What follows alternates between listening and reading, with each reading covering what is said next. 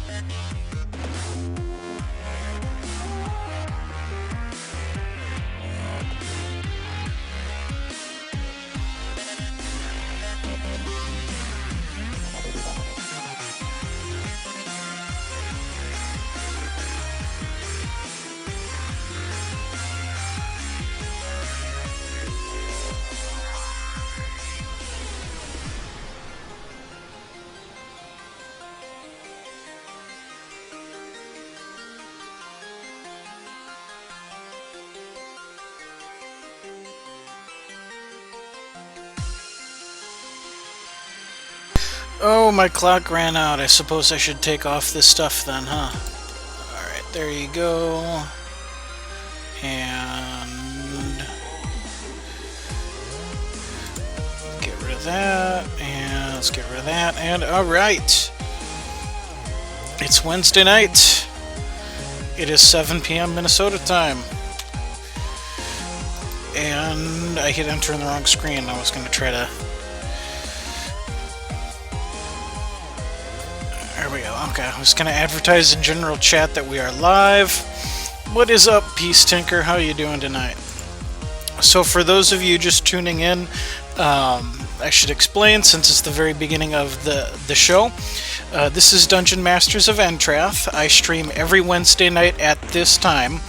And this is a Hex themed game show I do. Greetings, Birthing Potter, our most recent dungeon champion. I set up a dungeon, which is a series of encounters. I play the role of game show host and dungeon master. And if you are the challenger, you are facing my dungeon. We are playing directly against each other. If you can complete the entire dungeon, then you win the grand prize. You can type exclamation prizes to see what the current prize pool is, to know what you're competing for. I've done it that way just to be a little bit cleaner than displaying this big ugly block of text on the screen. You can also type exclamation rules to see what the current dungeon's deck building rules are. But to kind of summarize it for this current dungeon, I call it the Silver Standard. Your deck has to be standard format legal and can only contain common and uncommon cards. No rares allowed, no legendaries. But being the dungeon master, I do cheat on that. I do make use of a carefully selected assortment of rares and legendaries in some decks to kind of fill in the role of AI-only cards to present a little bit more of a challenge. Now, just like dungeons in-game have their own maps that you have to work your way through, there's also a map for the current dungeon. All challengers are placed in Room 1 at the beginning of the challenge, and if you clear Room 1, you move on to Room 2, at which point you have the choice to either take the left fork and go to Room 3, or take the right fork and go to Room 5, and then 6, and so on from there. There are also 2 bonus rooms, one for each side. These are one-off rooms. The first person who completes that room gets a bonus prize, whether they successfully defeat the final boss or not. If you complete the bonus room, that room is sealed off, no one else can access it, and you instantly win the secret prize that is contained within. The prizes there are not announced on the prize pool. So those are some special optional objectives to shoot for. Usually early on in the stream I say here, if anybody has a deck that meets the rules requirement and you wish to challenge the dungeon, speak up in chat and let me know that you want to take a run at it, and we can do that. My early stream numbers are not so large yet that I have to decide who gets in through a ticket raffle. So at the current state of things, the early bird usually gets the worm for at least one dungeon run before anybody else shows up. And I'm just stuffing this deck to hit 40 so that it'll leave me alone and let me save what I'd already earmarked. So we just started this dungeon last week, and I'm just in an Evo to fill some time here because we don't have a stated challenger yet. So I was just looking through some things. But we just started the Silver Standard dungeon last week. We had 3 challengers have a go at it before I needed to call it a night. Before that, it was the Underworld dungeon, which was 4 decks, one for each of the 4 Underworld races. We'll just save that so that it's a thing. Obviously, we're not playing 12 cards and a bunch of shards. And Birthing Potter was the champion of that last deck. That successful dungeon run is posted to YouTube under the Dungeon Masters of Entrath I believe it's the Dungeon Masters of Entrath Hall of Fame playlist. I isolate and preserve every successful dungeon run.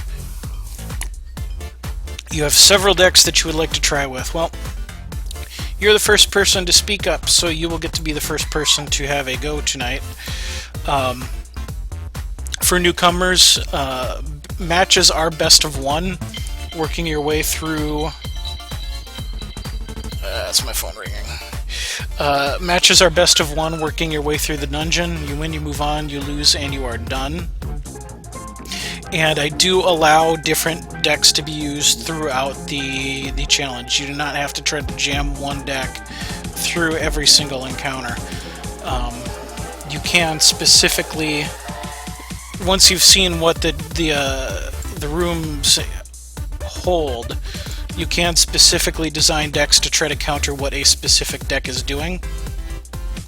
And in fact, I often encourage that. That was a critical piece of Birthing Potter's successful strategy in the last dungeon, was cruise through 3 of the 4 decks with one deck, and then switched out to a deck specifically built on to hate on Necrotic, and was successful in pushing through with that strategy. Suddenly silence. So Birthing, if you want to, chat's real quiet in game tonight too. Wednesday must be a lull night. Birthing, go ahead and send me a challenge when you are ready, because that way I know you are ready and I know which deck you want. It's kind of easier since I allow people to switch decks. It's often easier for the challenger to send me the challenge, because then I know you have the deck that you want and you are ready. And then I just have to select what room we're on. And we go. Every time somebody fails to succeed with the dungeon,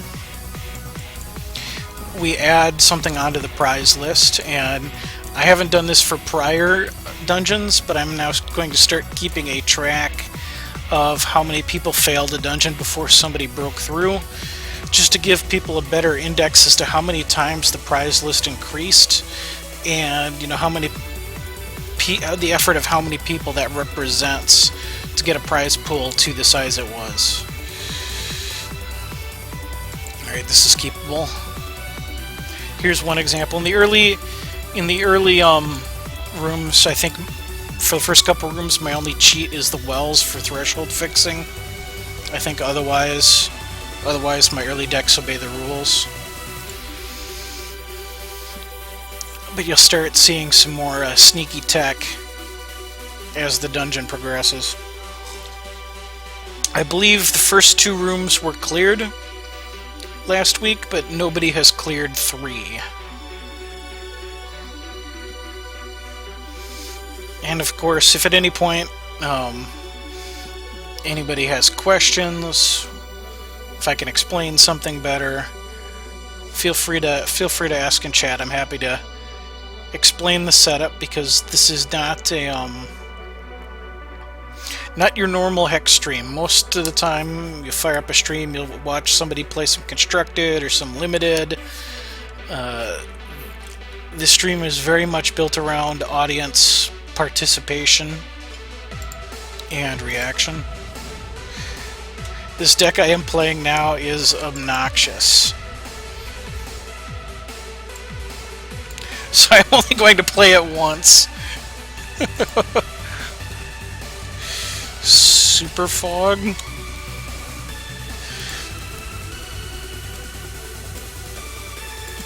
Yeah, this is...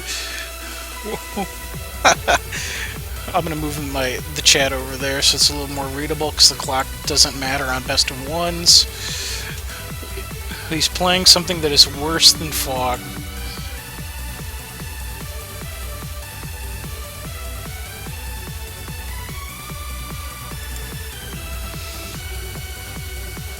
Alright, so Shoku's Garden, I think, is the... 2 Shoku's Gardens. Choose Wild.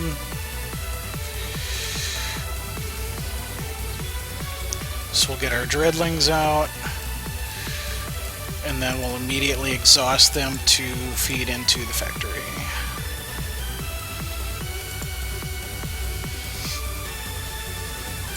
And gain our 2 health. This could end up being obnoxious too.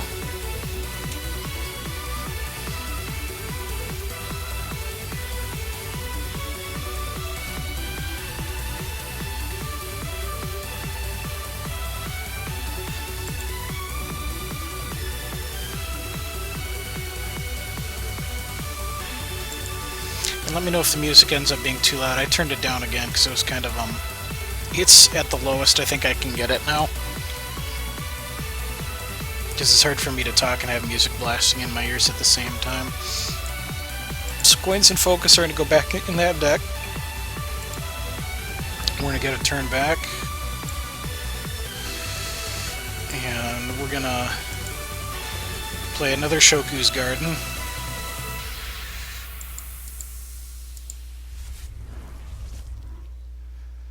And once again, we'll exhaust those. Now next turn, the Dread Botanist can go out and guarantee that we have that online, you know, the following turn.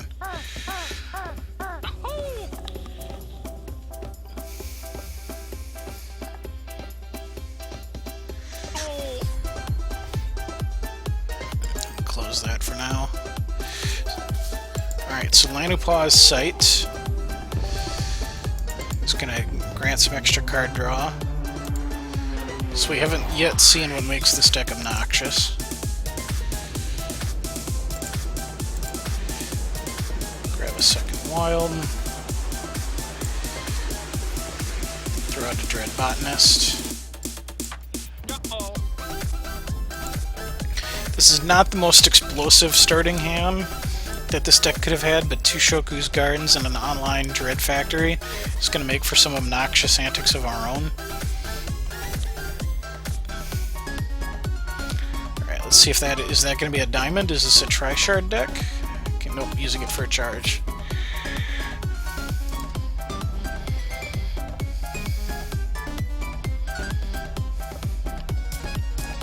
And he plays.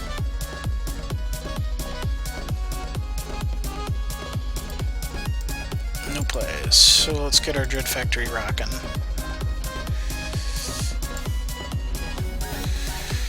We now have 3 Dreadlings a turn. And a Burly Botanist that can't be played.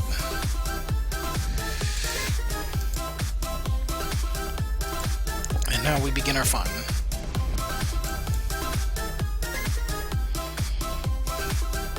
That's 6 health a turn.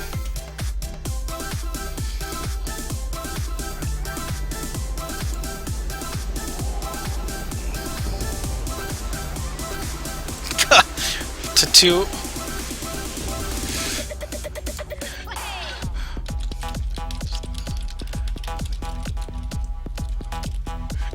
Is this going to go to time?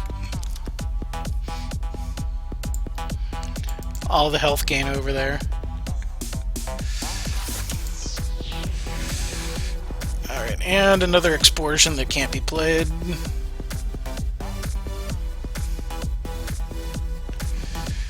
Well, we don't have a target for it.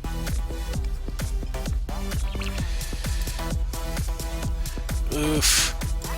Korkov Witch is a quick. Is this going to go to time? Possibly. The stall. Alright, so Dread Botanist is probably dead here.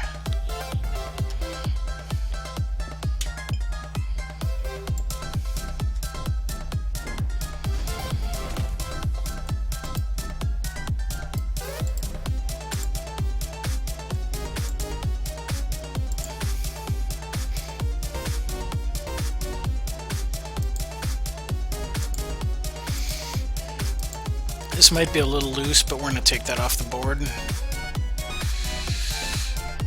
And we'll get the health from the Shoku's Gardens.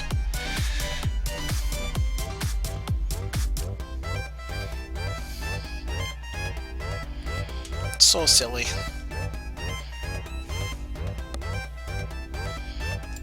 Now the bulky is kind of a win condition when you sacrifice a troop. This deals Flying Meat Chip. Thank you for the follow. Welcome to the Empire. Thanks for hanging out with us. And do let me know if you have any questions about how the show works.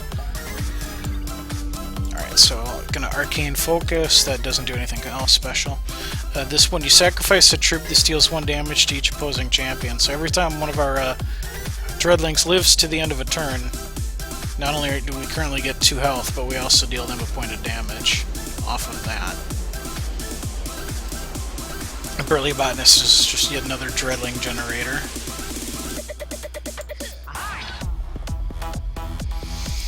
So no plays here. Really would enjoy a 5th shard. But all we can do for now is swing in with those. Another Coral Cove Witch.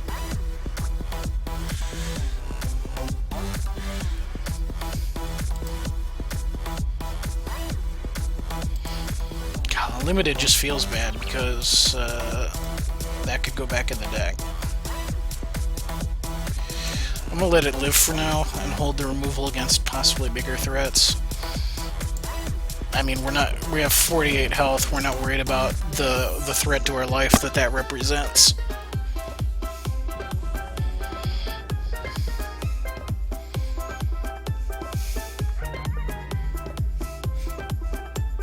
So this could be the epic battle of do nothing deck versus isn't doing anything deck.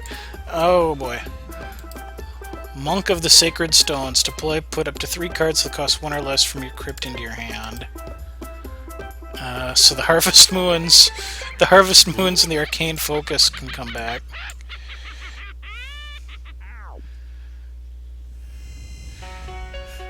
Yeah, this is a deck that's we're not going anywhere soon. It's a deck that's not trying to win very fast. No swing.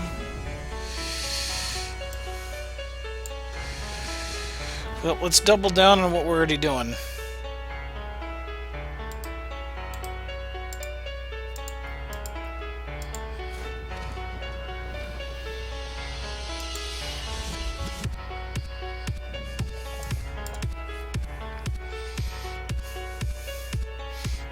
And the swing from those two barely even registers as a tickle.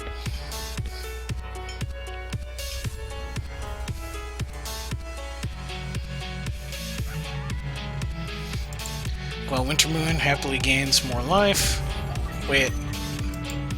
Winter Moon is not standard. I'm really slow on the draw here. Winter Moon is not a standard champion, is she?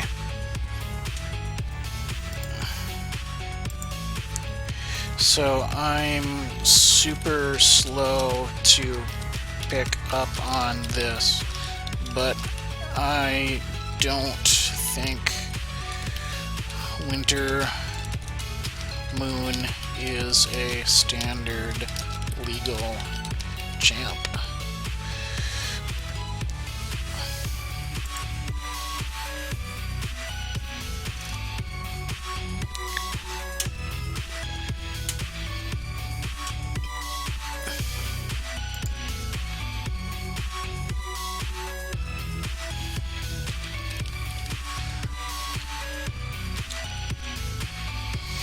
Okay, yeah, I think he's right and I'm wrong. God, just this Winter Moon feels like she's been around forever.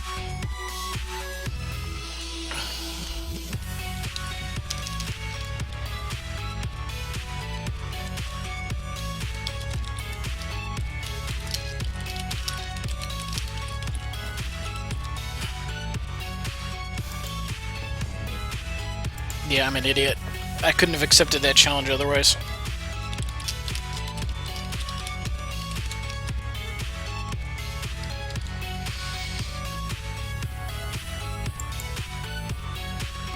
Alright, so illusory form, void target troop you control, sacrifice this, put each troop voided by this into play exhausted.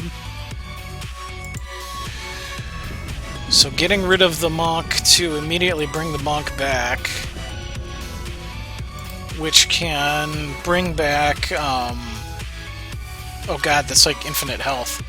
Bring back an illusory form, bring back a Harvest Moon, bring back Arcane Focus.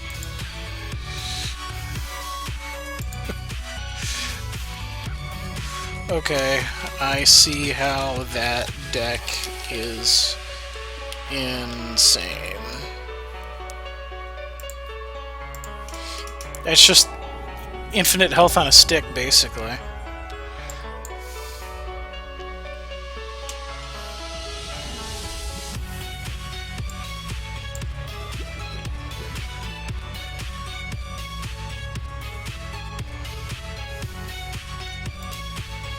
I know this is loose, but I'm just going to go ahead and tap them all now. Because our health is high enough, I'm not worried about 8 damage coming in.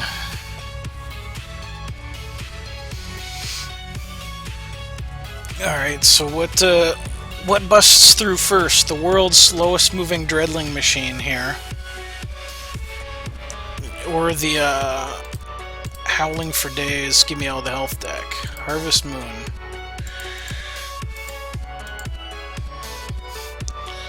Wintermood could deck himself first.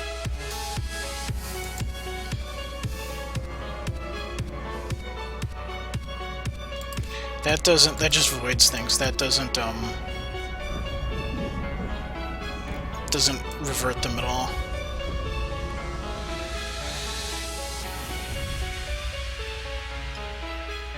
That combo, Coral Cove Witch, made Illusory Form cheaper, which makes it targetable by the Monk of the Sacred Stones to just keep bringing things back. And if we take that out, all that needs to happen is that Wintermoon's back into the deck.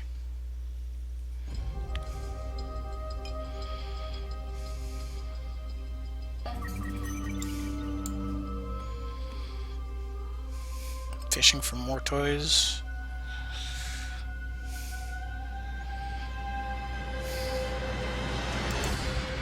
Does the combo again, because that costs nothing.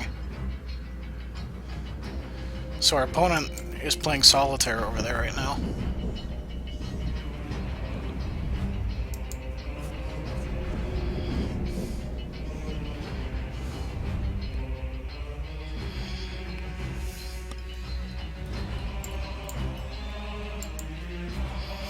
Oh my god, does that Arcane Focus cost nothing?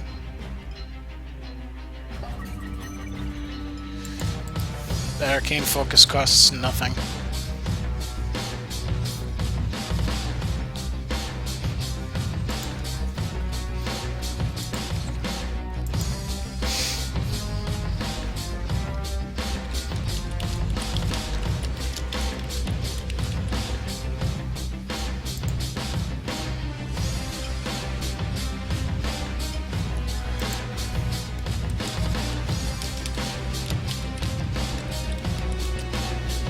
There's the win condition.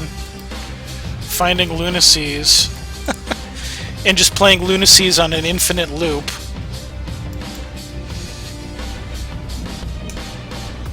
That's infinite now. Illusory Form costs nothing. Brings back Lunacy that costs nothing.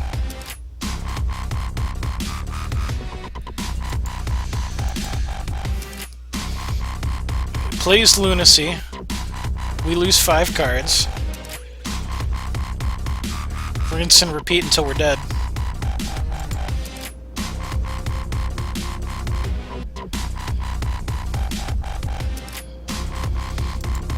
Yeah, so this combo is going to work. You are watching the Infinite Mill combo. For anyone just tuning in, Coral Cove Witches helped make Illusory Form cheaper. Mind Call also helped make things cheaper. So now that's a zero-cost Illusory Form that can constantly void out the Monk to bring back those zero-cost Lunacy, so that Lunacy can be played over and over again, and you just repeat that loop until we have no cards left in deck.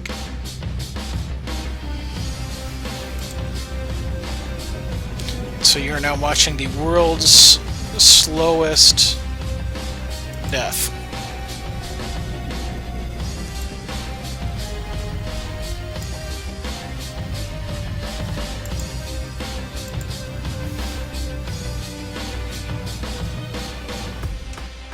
Shit, not again!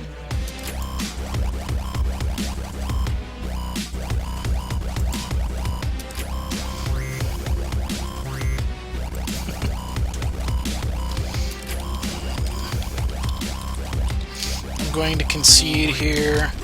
I usually don't, but it's clear the outcome, so I won't make you combo 5 more times.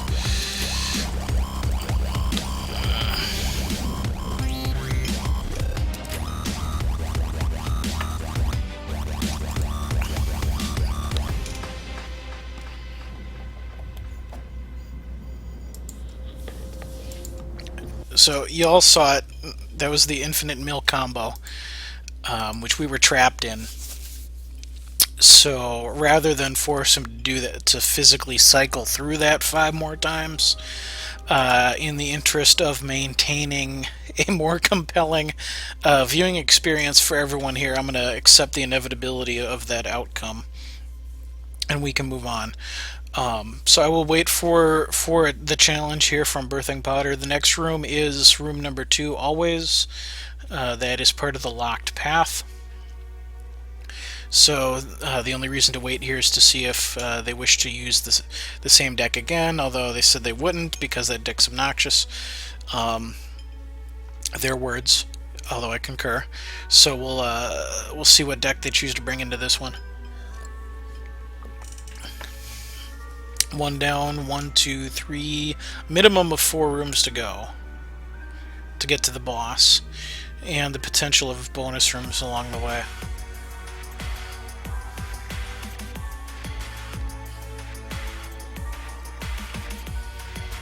So we'll just have the map up here for now.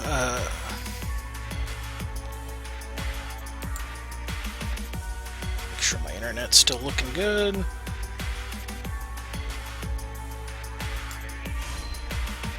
Okay, so on to room... Oops, that's room 1, room 2. I will take down the dungeon map. And we're going to move on. Room 2.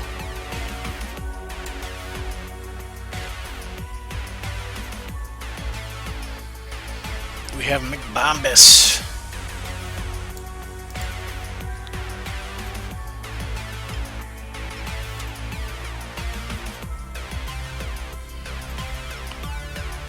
Versus Grandfather Elk.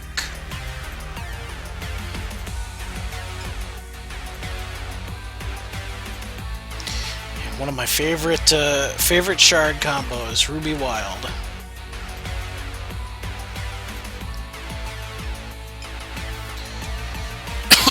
So this is room 2 of a minimum of 5, barring the optional bonus rooms.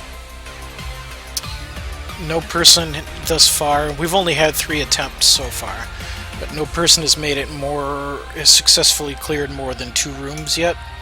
This dungeon is brand new. It started very late last week, so people have not had a lot of time yet to see what the rooms are and build decks accordingly. I do not wish to keep a 1-shard hand.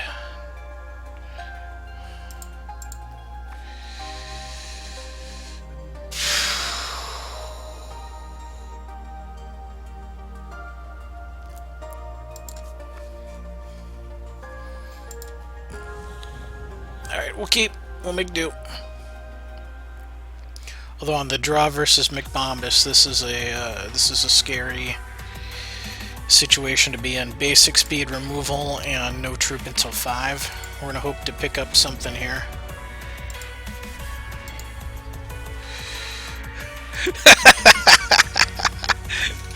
I will Birthing Potter. I will never play that deck on your show again. I just wanted to do that once.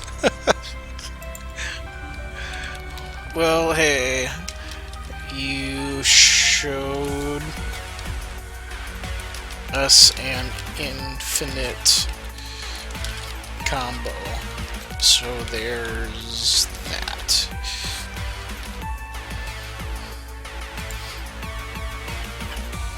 Alright, and the Shard Spawn, summon a Depth Crawler. When you play an action, this gets +1/+1, and that one makes Dreadlings.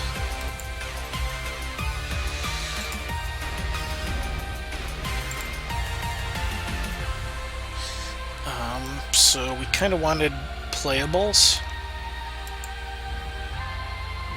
I'm going to hold the Feed the Flames, which might be a bad idea, because I could pop that to save us a couple points of damage off Dreadlings. Don't know how many actions are in the hand to make that bigger, but there's one. So this looks like a Prophecy McBombus build.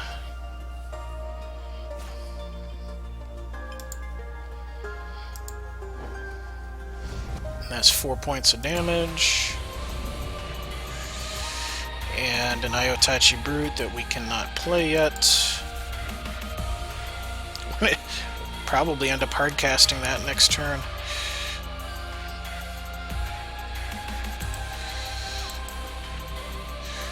I think I'm going to go ahead and do this.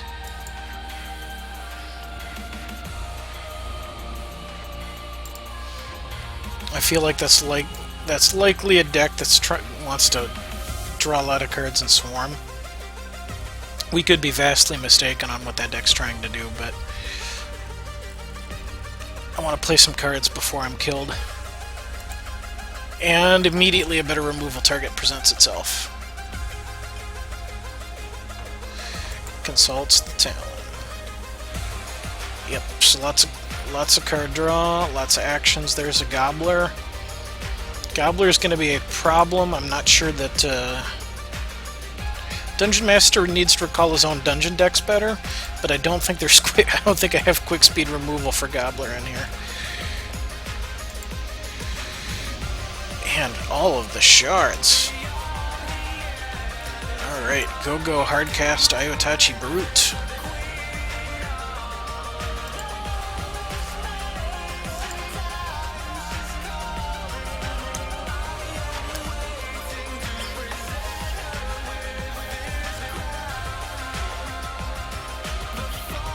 Fistful of cards, okay.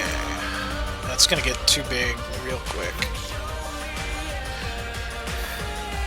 I may actually trade these two here. If that opportunity presents itself.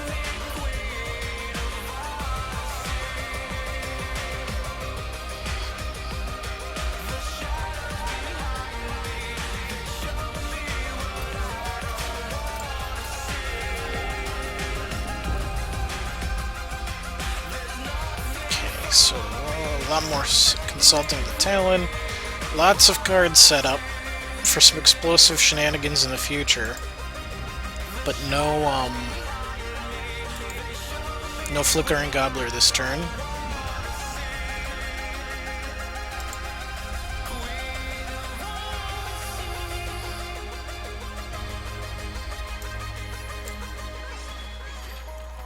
So we're going to throw out the Blade Dancer.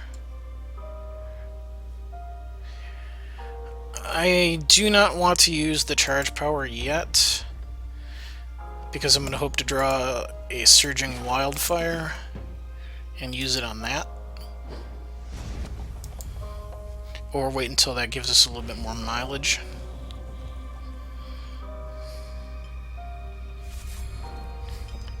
I still think we take this trade, if we have a chance. Any deck rules. Yes, Flying Meat Chip. You can type !rules, or here, I can do that, !rules, and follow that link if you're on PC and able to do so, to get kind of a full readout. But the short version of it is your deck needs to be standard legal. So only the most recent 4 sets, and you can only use common and uncommon cards. No rares are allowed, no legendaries. I have mentioned in the past, just so everyone is aware, the Dungeon Master, that would be me, does cheat on that. And my decks will have, in some occasions, specific use of rares to kind of fill in as AI-only cards and help present a little bit more of a challenge. I reviewed the decks a lot, though, before making final decisions on, which ones or how many, because my intent is not to wreck everyone's face with OP decks that are not, beatable. But I do believe that the dungeons should be hard and require some experimentation and deck building to counter the challenges you're being presented. Alright, so we are in deep trouble here. because we have 8 life, and this can basically weenie swarm for 1, 2, 3, 4, 5, 6. That's almost dead on board. Actually, it probably is. Yep, because dreadlings.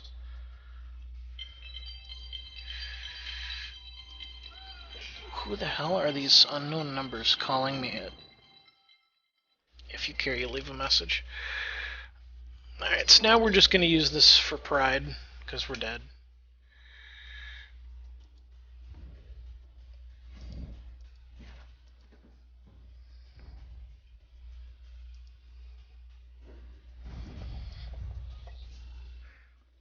McBombus brought the pain.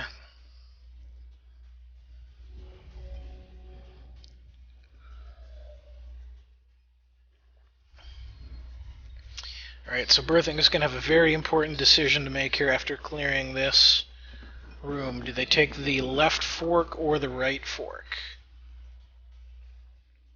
Yeah, that's 5, that's 6, that's 7. We're dead. Oh, good, another one for good measure.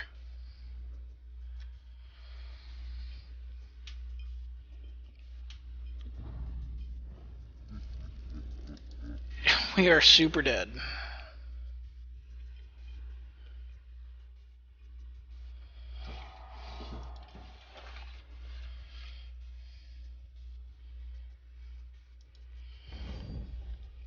Just BMing the Dungeon Master at this point.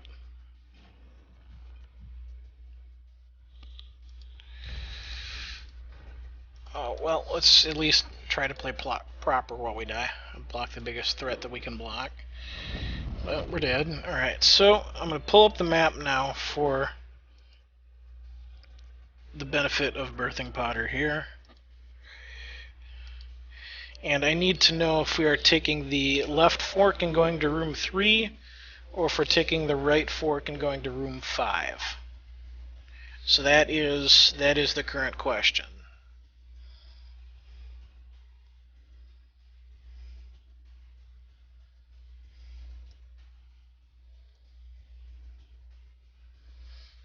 In prior dungeons, I haven't announced which rooms were the bonus rooms, but with this dungeon layout, figured might as well. It's pretty obvious which rooms the bonus rooms are.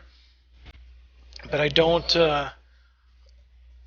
spell out, like I'm not going to spell out on the map here what the champion is for each of the rooms or anything.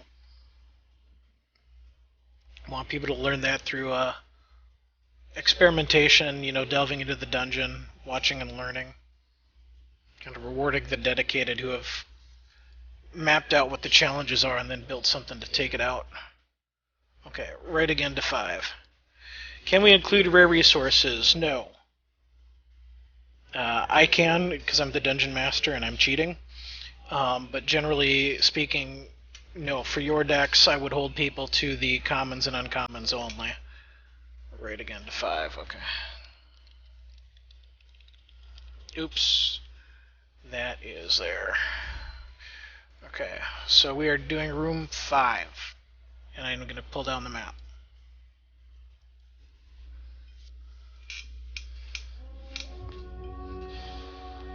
I think the rare resources are the only liberty I took in making the first 2 or 3 rooms on each side. Now it's my turn to play McBombus.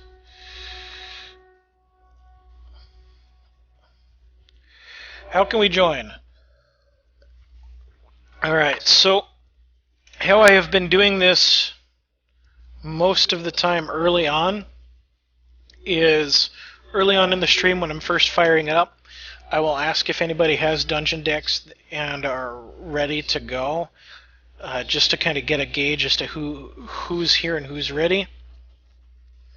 Birthing Potter was the first person to speak up, so that's why they're our first challenger for the night. If the stream continues to grow in popularity and get more challengers, then I will start doing a ticket raffle system. But right now I've usually, just to kind of help decide between people, but otherwise usually I've done a first come, first serve. Or if I know of multiple people who are ready at the same time, then I will do a roll-off. I'll I will do it super old school. I will grab out my dice tray. I will roll a dice, assign everybody a number, and decide the winner that way if there's 2 or 3 people ready to go at the same time. But ultimately, the long-term situation is going to be ticket raffles. My first few weeks, I felt silly opening up a ticket raffle that either nobody entered or there was like 1 or 2 people. So it's like, I'm just going to coin flip you.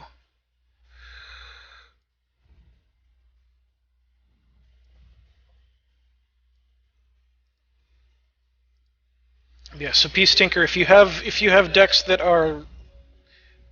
meet the dungeon rules and you're ready, let me know that you're officially ready. Looks like Flying Meat Chip is ready. I'm going to take me first as a statement that you would want to go. And if you fail in a dungeon, you are not barred from... Yeah, okay, Meat Chip, you are ready. You are not barred from competing again, of course. I just do not let the same person challenge the dungeon multiple times in a row.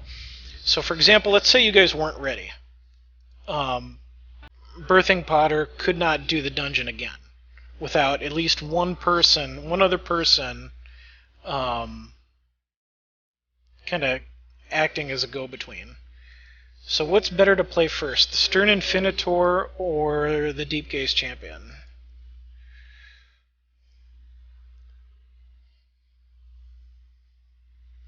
Is this each troop you control gets +1/+1?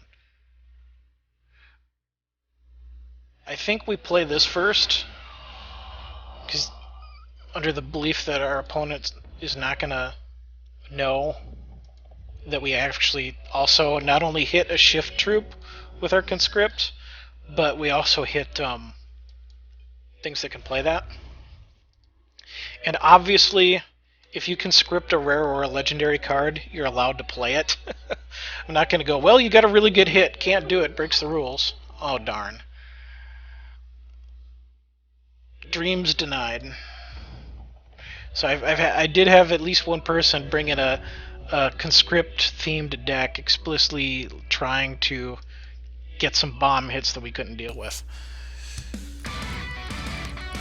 I think I'm going to actually play the long game here and play Land of Pause to set up for some better card advantage here. And I'll take my Bumblebot.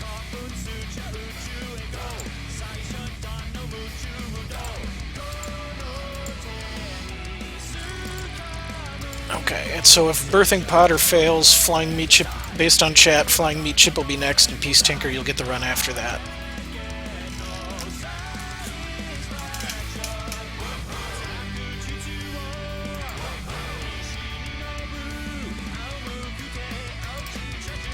Okay, Haunting Cry for a couple cards.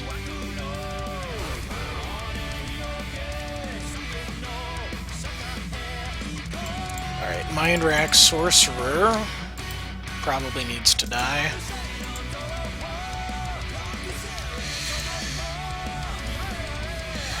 Okay. So we're gonna...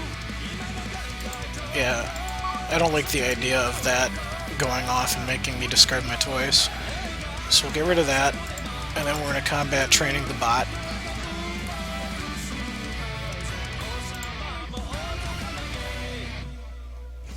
And swing in with the bot. No cheap shot to take that out, thankfully. And now Prestidigitator is going to have a card draw on him too. So that will not only draw us a card, but would also give us an action. Oh, Mind Rack is going to make... Is that going to go speed or discard 2? Probably discard 2. So we'll get rid of the combat training because we have means to get that back.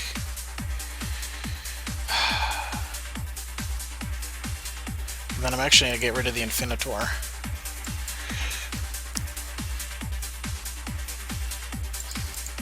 Mean.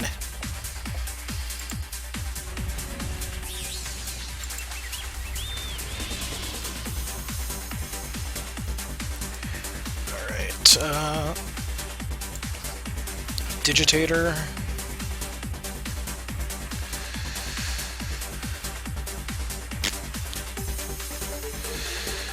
And feed the flames that.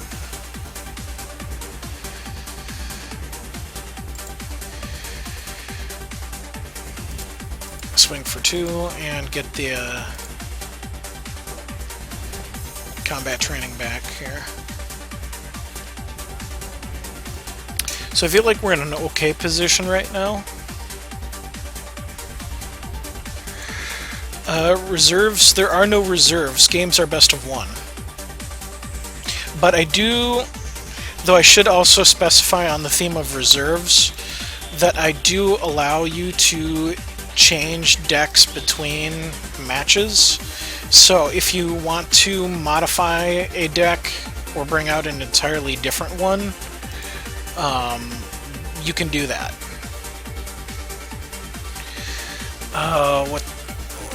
What's the better one to get rid of here? I actually feel like it's Bumblebot, because we have the combat training back.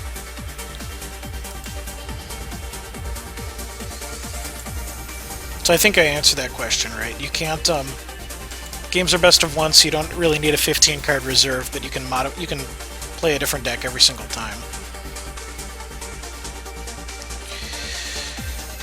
So let's offer this trade.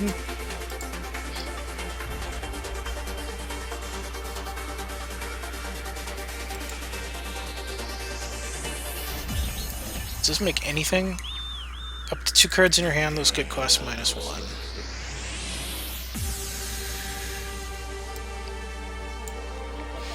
I want the Naturalist now. And I'm going to go ahead and make these cheaper, just because.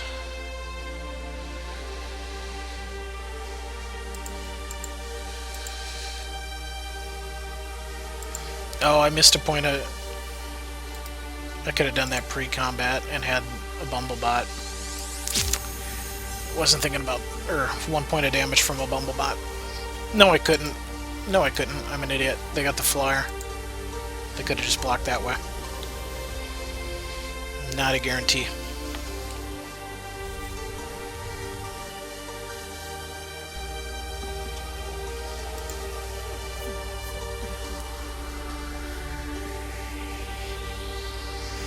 Okay, so Naive Lackey can't block, but it can be sacrificed for the death of our Mystic Naturalist. So that is 2 Gruesome Deeds and a Death's Head Rider. And a cheap shot. Removal game is on point.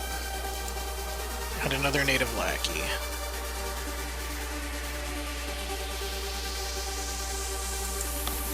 You must learn the ways of the Force.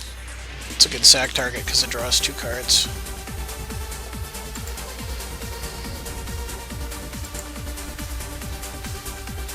Alright, so let's jam out another Prestidigitator.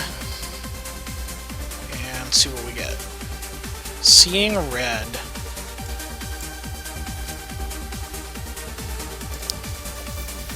No reason to play that until we know that we can attack with something. Okay, we're gonna get hit by the coins for 2.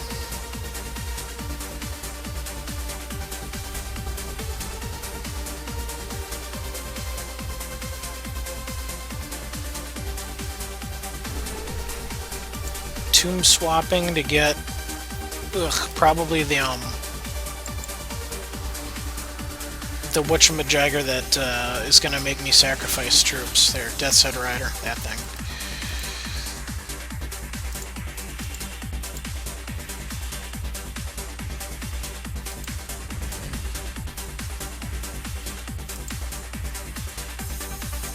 Alright, need to find some troops.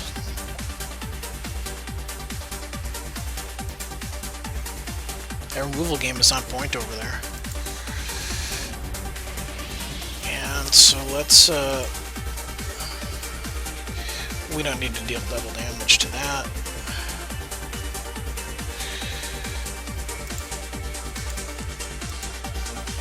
I'm gonna laugh if he has some combat trick that makes this grow beyond the size of that when I had the chance to kill it. Okay, nope.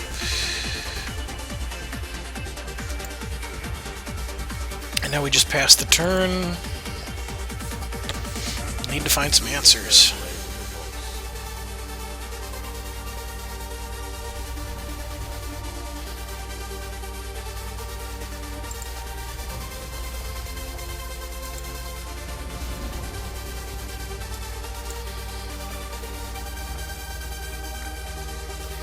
So Ember Tongue Scarn is a good target for these, but not even going to think about playing those until it has a chance to swing.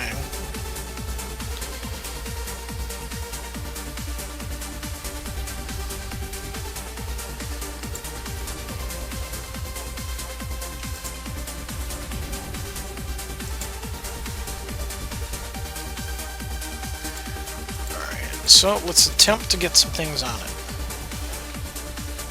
10 resources and 4 cards. This could just be immediately getting jammed up against removal. There's Strangle. So we'll keep our Seeing Red. Cry a little bit.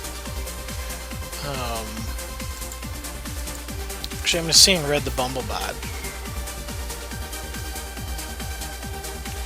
which immediately forces out the Cheap Shot. Removal game on point.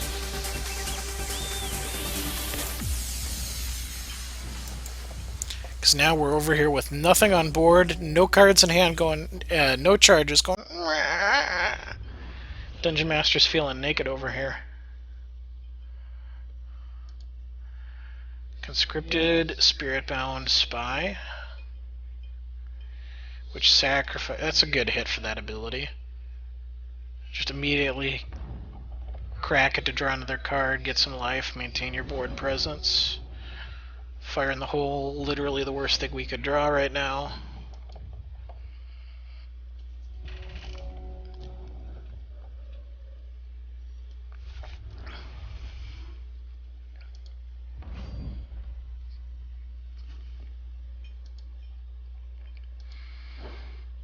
So I feel like there's probably more threats coming, but right now we're on board for death by 1,000 cuts. Alright, let's go Prestidigitator. You do another Seeing Red.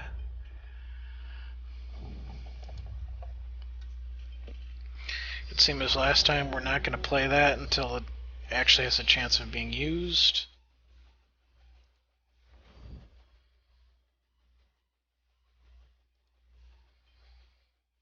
Okay, swings in with the Phantom to do 1. Probably plays a troop here. Sacrifices that. I mean, you've got 12 resources and 5 cards. 2 Cheap Shots. Double Cheap Shot to get rid of Prestidigitator. That's 4. That's all of them. 2 Gruesome Deeds, so there could still be 2 more in there. There could still be more Strangles. That's a lot of removal.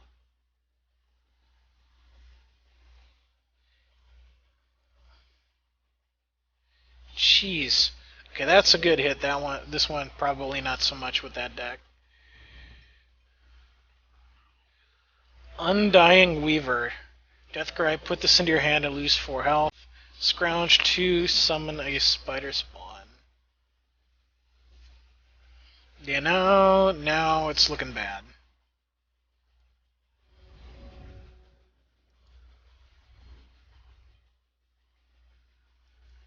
That shard draw didn't help. This is 5, 6, 7, 8, 9. That's a 2-turn clock.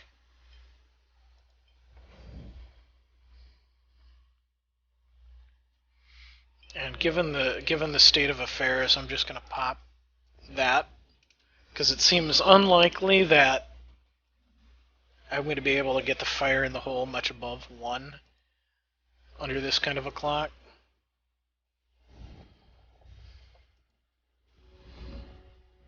Shards really aren't helping. I think that just sealed our fate. Destroying a troop allows a block there, but we're taking 5, 6, 7. 2 things would swing through.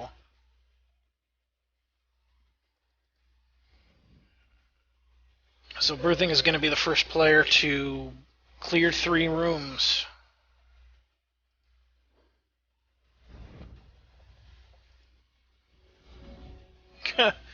And a Well of Innovation really doesn't help. So we're going to do that. And because I think we all can agree we're dead on board, we're just going to do that. And then make a Bumblebot for lols.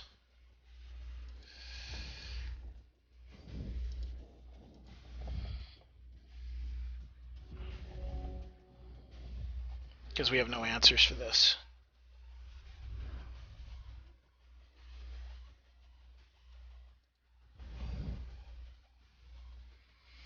Alright, so the next one in line is room 6. So Birthing Potter has beat 3 decks using 3 decks of their own. 3 different decks, each beat the challenge. So here's the map. Birthing Potter cleared the mandatory rooms 1 and 2, then decided to take the right fork and has completed room 5. So now up next is room 6, where if cleared they have the option to either move on to challenge the final boss or go for room A. Yes, you can use the same deck for every single encounter if you wanted to, or you're allowed to switch decks up for every encounter.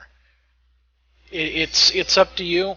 This dungeon does not play. Some dungeons I may place rules that certain encounters have to all be beat with the same deck, but for this one you could use the same deck for every single encounter if you wanted to, or you can change your deck for any encounters, as long as the deck is always standard and does not include commons does not include rares or legendaries, then you can do it.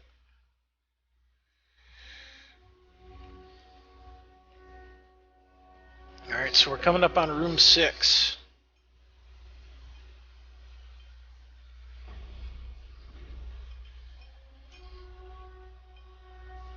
And they're rolling the same deck, looks like.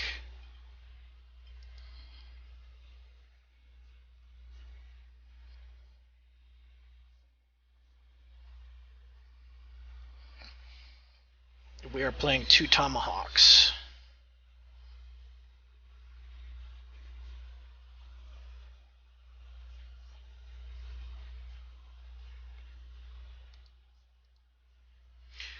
After this run ends, I'm going to need to take a very short restroom break, and then we'll be good.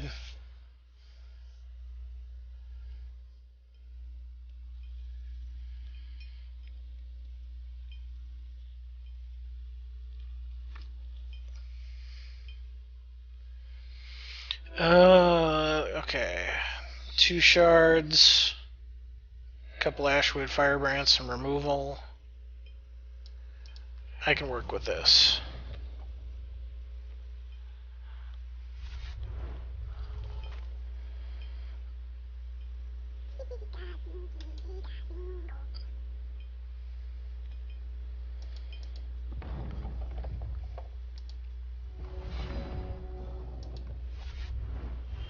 Alright, so we're set up decently for some Valor action. Although that deck has so much removal that it's going to be hard to get too excited about the staying power of some of our troops. It's practically well, I don't know, is this the same? No, this is not the same deck. This is not the same deck. I know which one this is. This is the constantly coming back voracious zombie deck.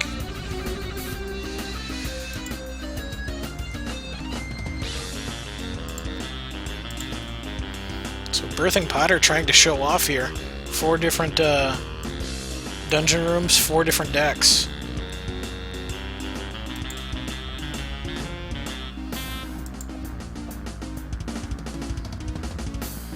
which again is absolutely not required, but I guess if you got the decks, why not show them off?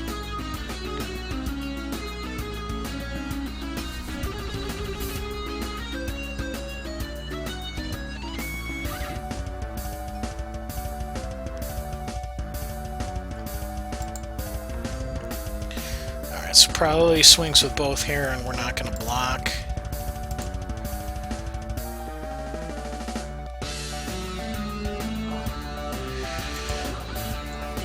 He's going to hit for 4 there. So this deck was used... I'm familiar with this deck because Birthing used this against the dungeon last week near the end. So what this deck wants to do is sacrifice things to the voracious zombies and then use the other zombies to keep bringing things back. And so I kind of feel like it's correct to void that zombie.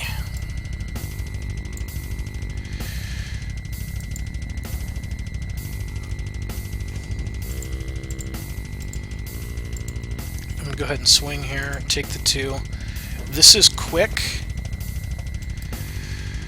so there's no need to use that immediately,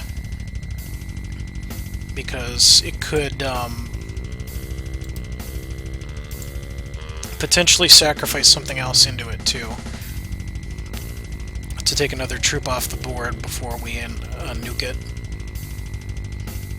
Chastise is not great against that because the other zombies, the relentless zombies, will bring that back, if I am recalling correctly.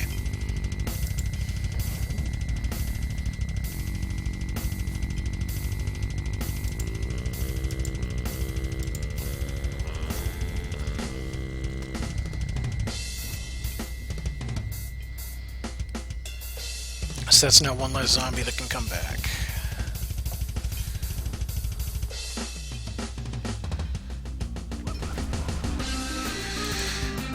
Boomsmith is the conscript hit. That's good. So Ashwood Firebrand is dead. We can chastise all the things.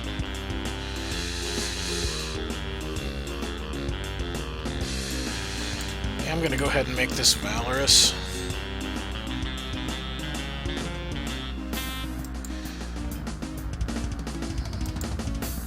And pass.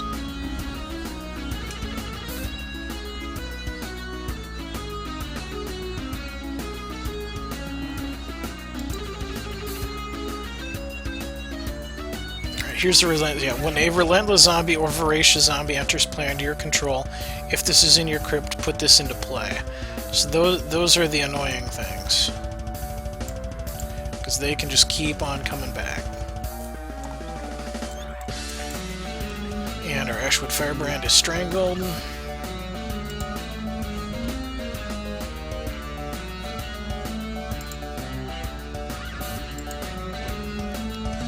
I don't really want to chastise that. It's such a small threat compared to the other things that can be coming.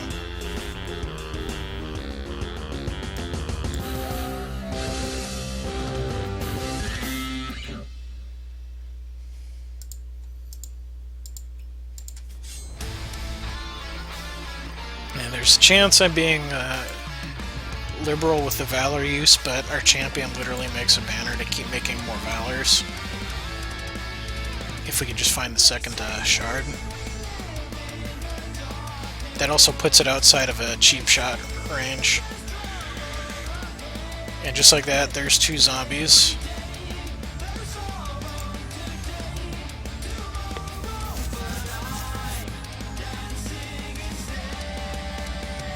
They're really hard to get rid of,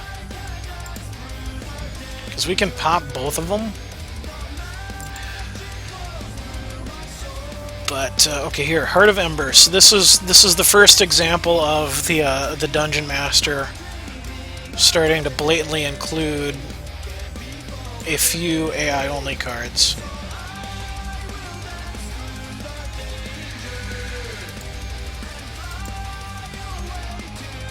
So we're going to Valor up that, and then pop a zombie.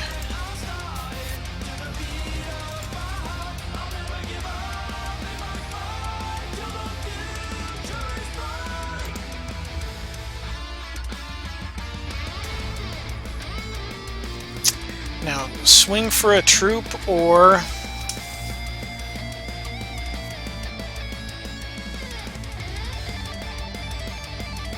By the way, I don't know how many, I can't recall how many of these I have in the deck, but I guarantee you that's not a 4 of.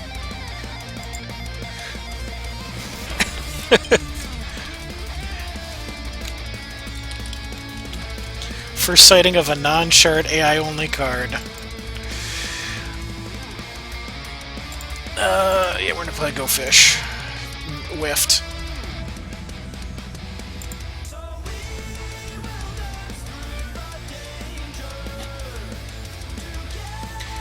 Yeah, it probably would have been smarter to hold that back as a block against this zombie. Because we're telegraphing now that we're not blocking the zombie.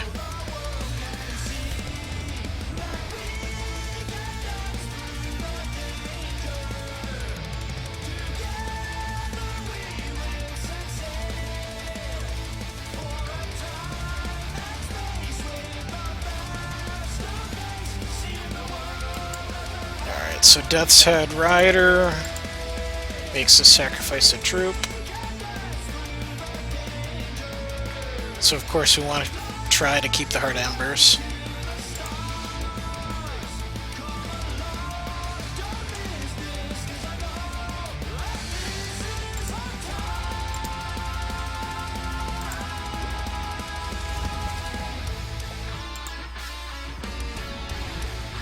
Alright, there's our second Diamond Shard finally.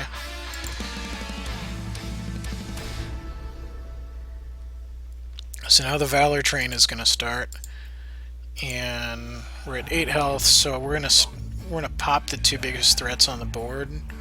Oh god, that's so stupid! Stupid Dungeon Master is stupid. That doesn't kill that.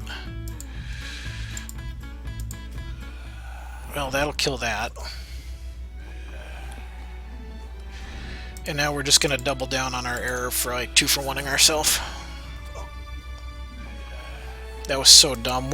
That was so dumb. One more turn and I could have just taken that out with a Valor.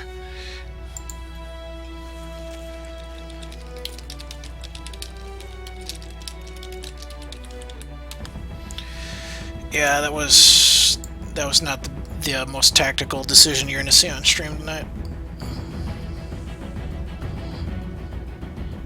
Every once in a while, the Dungeon Master has to play like an AI, I guess.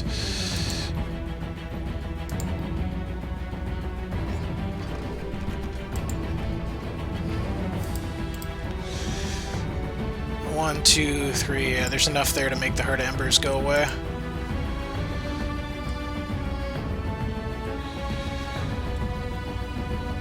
So that'll probably come down and force us to sacrifice the Heart Embers.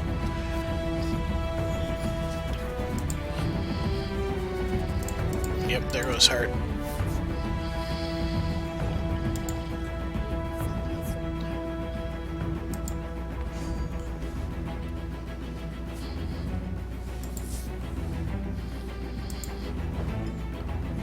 Alright, need a troop or dead? That's a troop.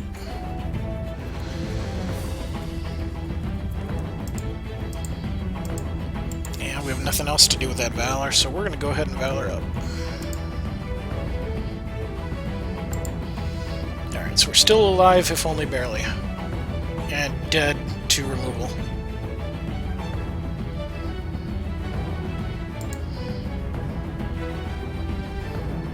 And now pretty much dead.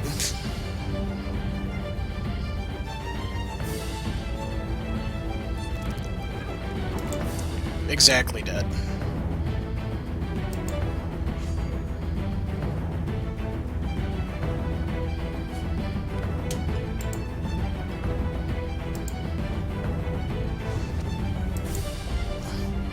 Alright, and so once again we reach a decision point. Does Birthing either want to go for bonus room A and try to snag some loot, or go right for the final boss and try to cash out with what the current prize pool is? That is the question. Bonus room A or the boss.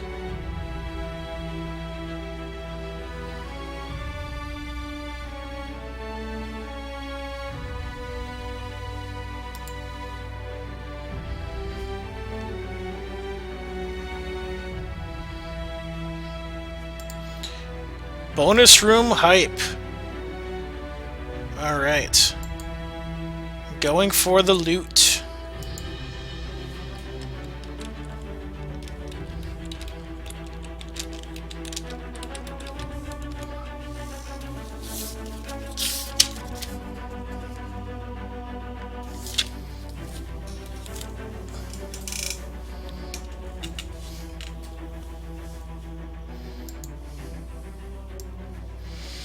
So if Birthing can win the next challenge versus the bonus room, then win or lose against the final boss, they still get the bonus prize. Win dungeon map, yeah, bonus A. Well, the Dungeon Master is going to try to put a stop to that. Because this dungeon only has like 4 runs on it, so we'll see. Switched over to McBombus.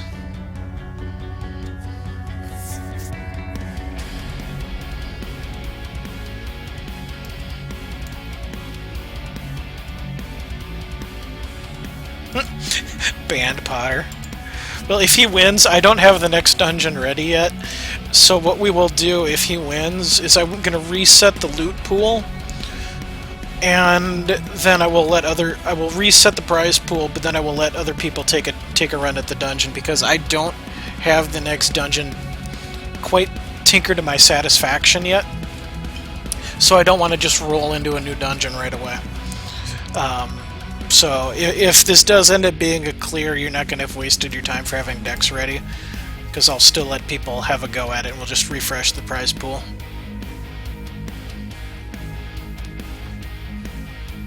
Except for the bonus rooms. The bonus rooms are going to stay locked.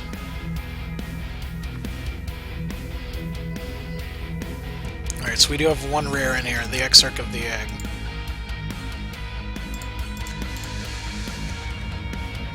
This deck might be slow against a McBombus, though.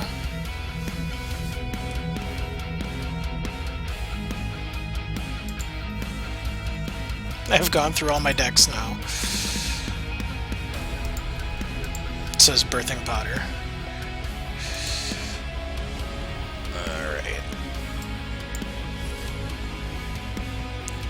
So we want Exarch first into the web guards, because then every time a Venom enters play, we're starting to put Spiderlings in the deck.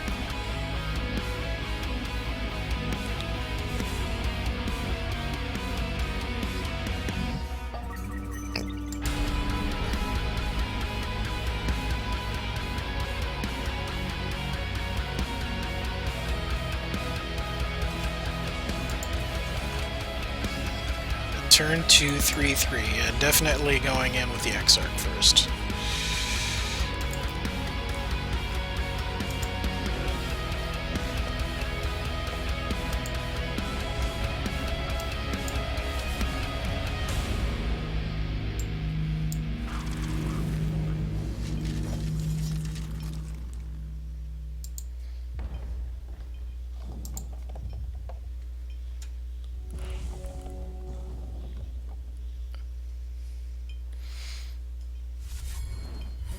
Probably into guard. Vile Fangs are nice, but there's not enough eggs to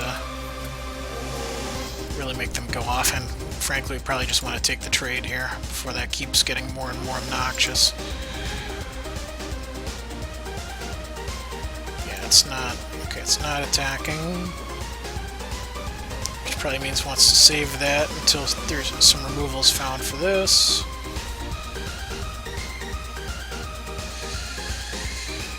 Can't stun it because it didn't swing.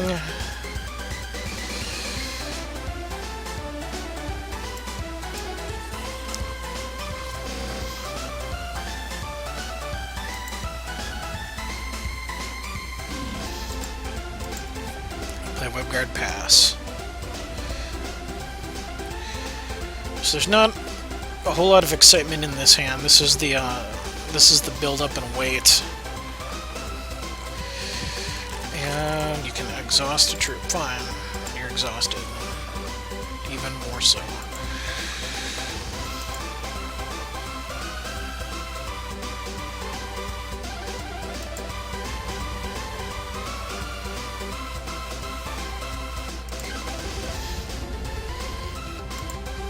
Alright, so I think I'm going to go ahead and stun this. It's not a thing we have to think about for a turn.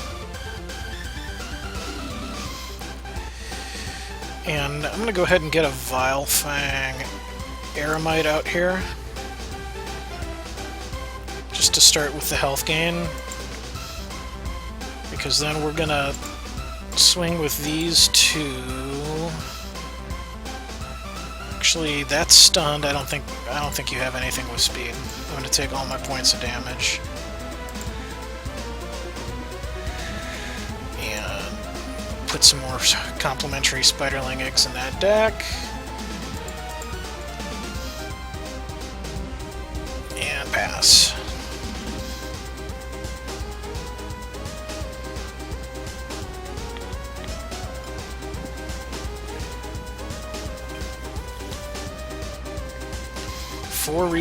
Three resources this turn, up to 4, and a full fistful of cards over there.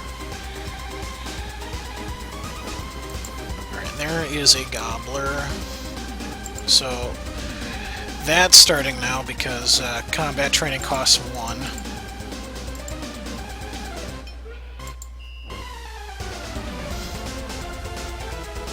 So it may be worth to put out the Rune Web here as a blocker to save from some damage. Yeah, so we've got 5 resources, so we'll go Rune Web for Vile Fang for 3,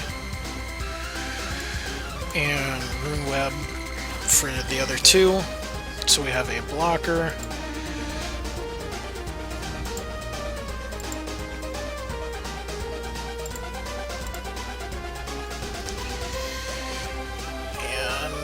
Swing like that.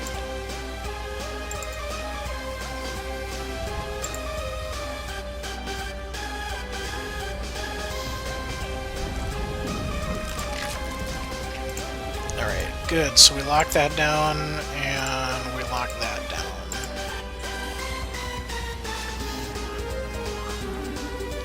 And gain a little bit of health.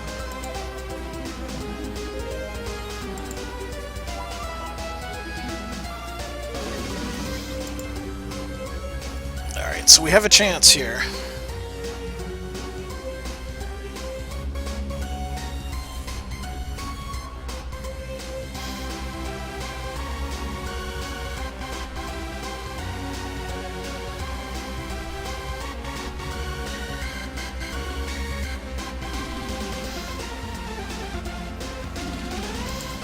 There is another Ember Tongue Scar.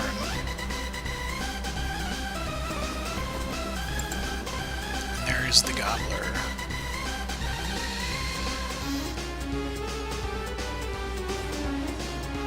Combat training on the Gobbler, okay.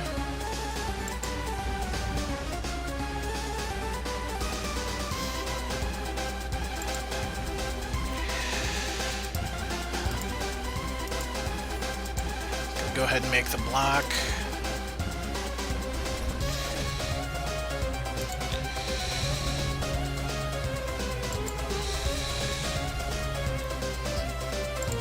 Yeah, we'll go ahead and keep that one on lockdown.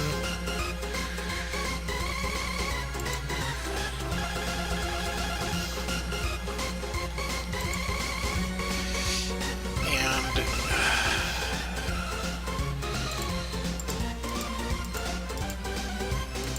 I'll ship all these.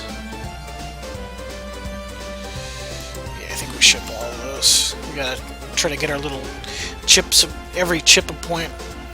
Every little ping of damage we can do here before it's too late. And hope that the Vile Fangs get us over the finish line. Alright, so we're gonna hit you, and we're gonna hit you.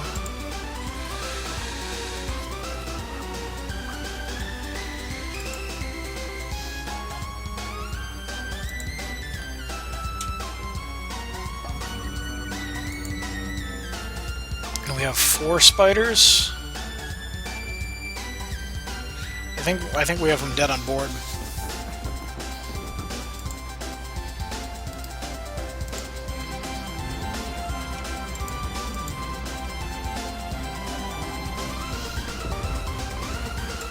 Although those suck up a few points of damage, and only one rare hit the table here, actually. The Exarch.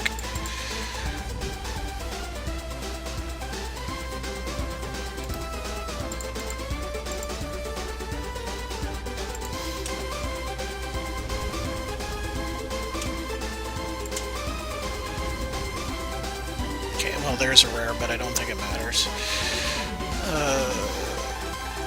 Ship everything except the lethal. Blocks. 1, 2, 3, 4. Yeah, I think that's fine.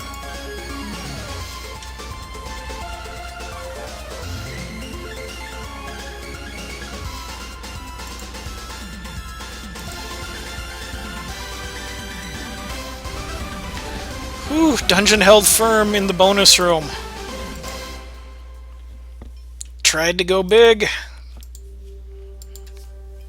Let's give it up for Birthing Potter when they returned to chat here. That was a very good run. Cleared through 1, 2, 3, 4 rooms. 4 successful rooms fell at bonus room A.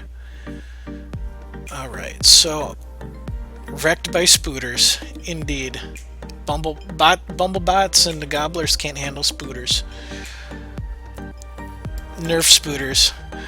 Alright, so I'm going to be, like I said, AFK for just a real quick minute. But then when I'm back, Flying Meat Chip, you're up, and Peace Tinker, you are next. So I'll be right back.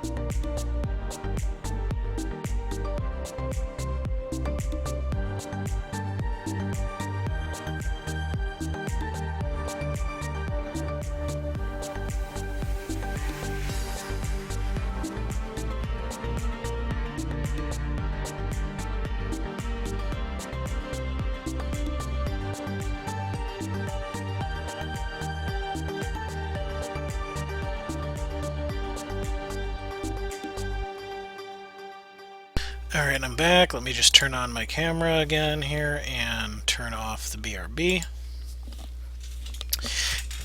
Alright, and I had almost forgotten one of the most important things, which is that we need to go into the prize list here.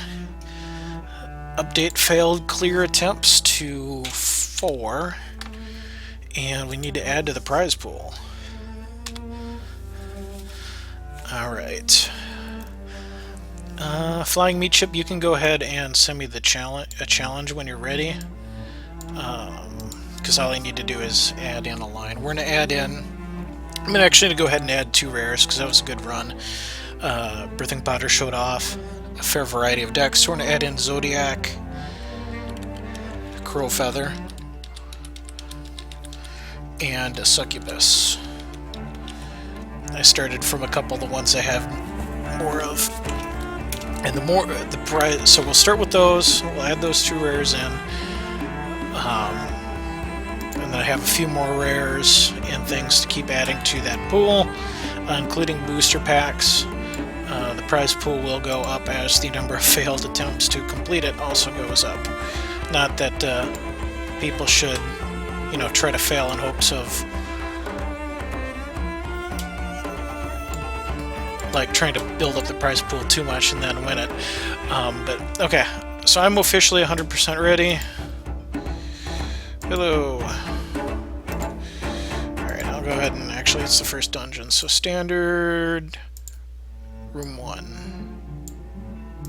Send challenge. I'll just go ahead and challenge on the first one.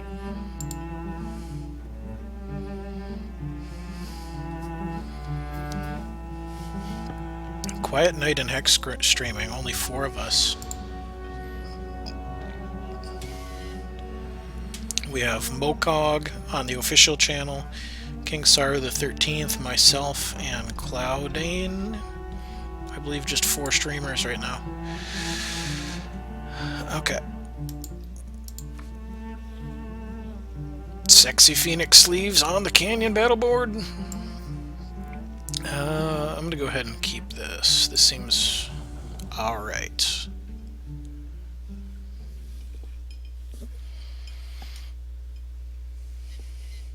Okay, let me see. Yes, prize list is updated. And again, if you're ever curious, forgot what the prize pool is, want to check it, the chat command while I'm live is !prizes, and that will show you. That'll pull up the Google document I use to maintain the prize pool.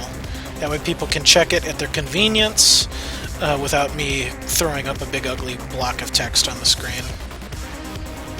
Plus then if you have the link, I always keep that, I always use that same document, I just kind of delete and reset things between dungeon attempts, so if you bookmark that to your favorites, then you can always, if you're so inclined, check it when I'm offline too.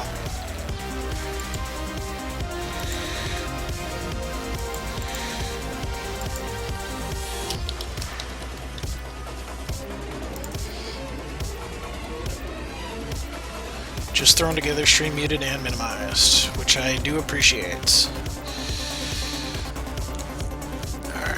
So Flying Meat Chip is using Zorzim to create... Is Zorzim legal too? My god, I don't even remember who... I sent the challenge, I sent it standard. Zorzim has to be legal. I'm just so bad at remembering what champs are standard legal. Because I'm used to only seeing a very small subset of them. Ooh, that's good.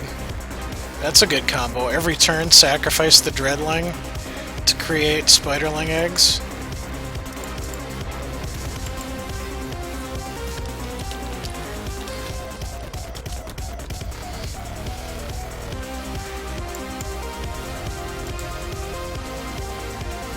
Alright, so we're gonna go ahead and Dread Apprentice it up. Make some Dreadlings.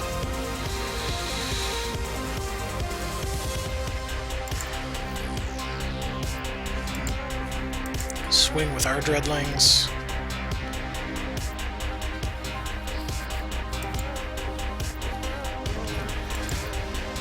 And just chill for now. But we're in for a race. Dreadlings versus spiders.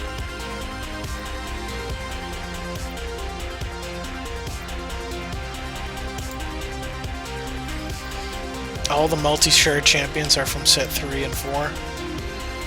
Got it. I'm too used, honestly, I'm too used to just playing Scars of War Limited. That's where 90, probably 80 to 90% of my Hex playtime is, when I'm not streaming Dungeon Masters of Entrath, is in Limited. So I've really started to get bad about remembering what champions came from what other sets.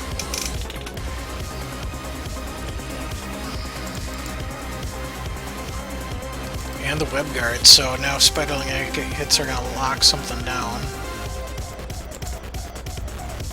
a conservative swing. Now sacks it to inflate our deck.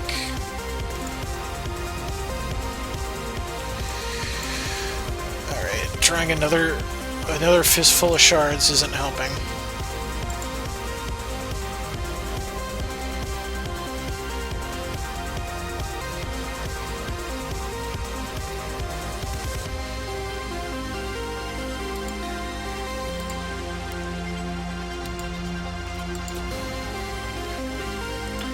Their own. Oh, that's going to be a lot of points coming in.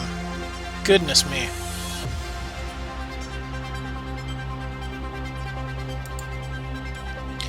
And again, just because it's been a while since I've said anything, for everyone tuning in, I want to thank you for hanging out with me, spending your Wednesday night with me here. You are watching Dungeon Masters of Entrath. I believe currently the only Hex TCG game show out there. If I'm wrong, please correct me, because I'd love to see who else is doing anything similar.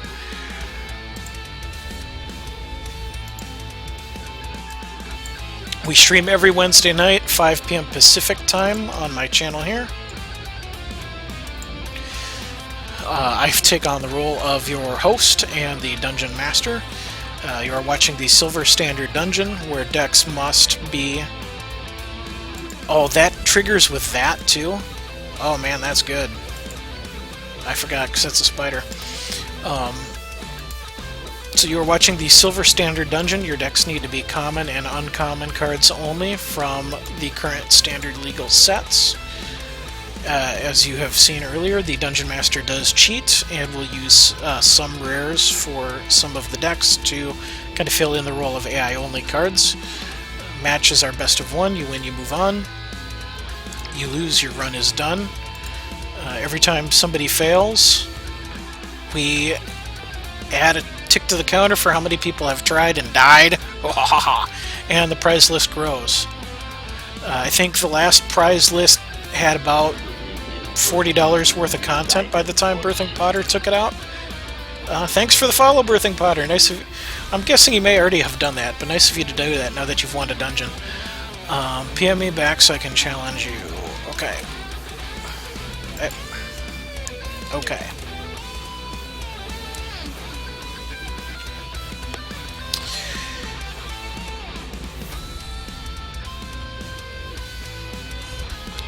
Alright, so we are now on to room 2.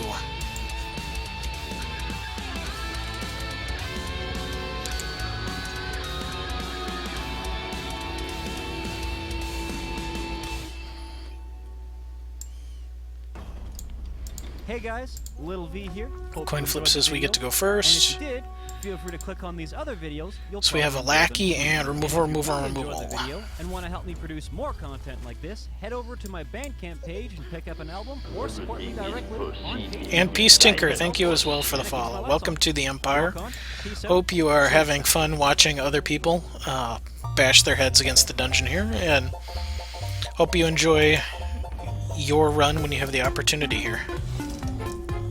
Hey, look, that's a surging wildfire. Beautiful.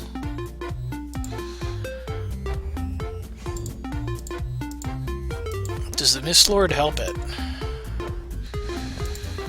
Mist Lord, shift, pay 3, void this. This gets at the end of your turn. If this is in your void, put this into play.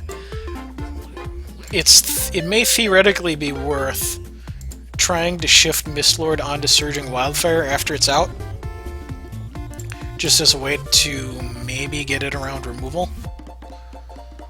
Alright, let's throw down Arendelle Monk.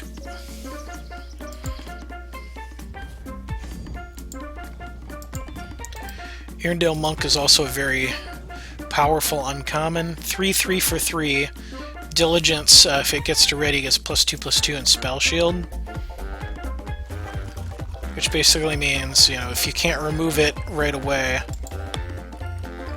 then you're going to have a 5/5 swinging at you every turn that you're going to have to try to get rid of through combat. Alright, no resources up. And we did not draw a 4th to play the Surging Wildfire game. So let's break the combo that those two cards have with each other.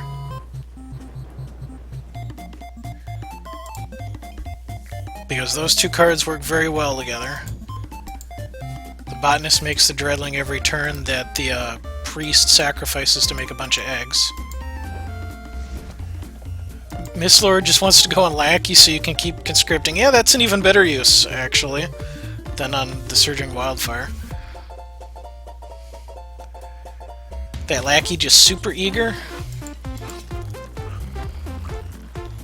Alright, and so that is a good target for the Pyre Strike, because that's going to lock down a troop every single turn.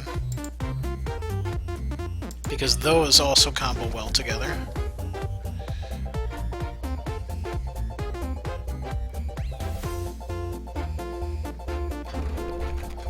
Alright, Tomb Swap post-combat.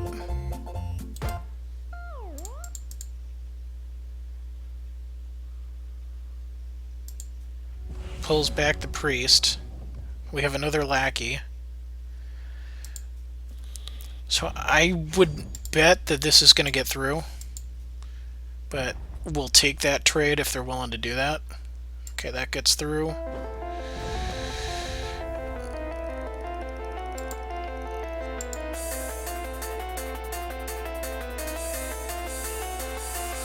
Do we do this on? Do this now?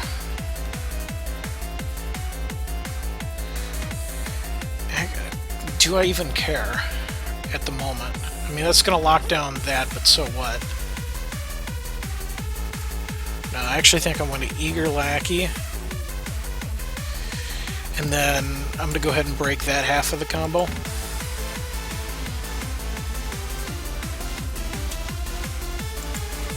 And pass.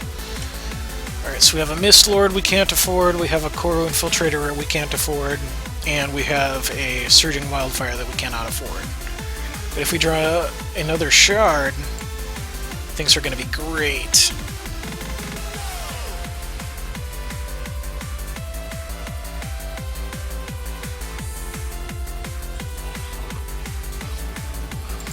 Alright, yep, so those are both locked down, no blocks.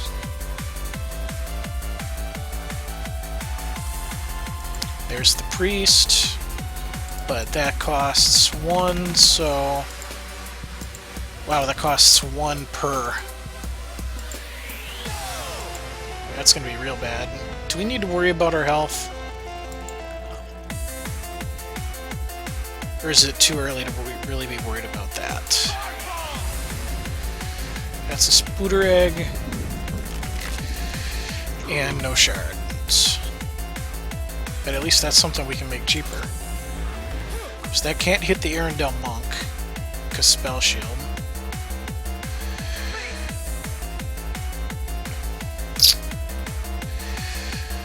Three, 4, 5. So those could triple block. Would you triple block to get rid of just this? I'm going to swing without using a trick on any of those, because I would be surprised at a 3-for-1 here. It could be done, but yeah, just not good value.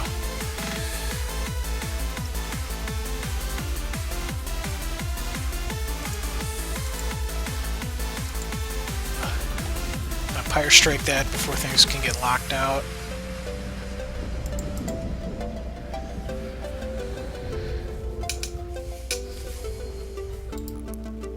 For damage to target opposing troop.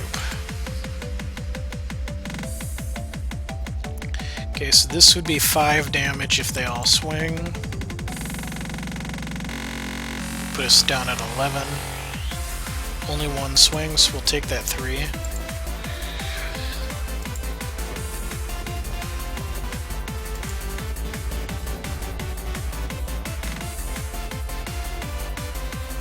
Still cannot find a 4th resource.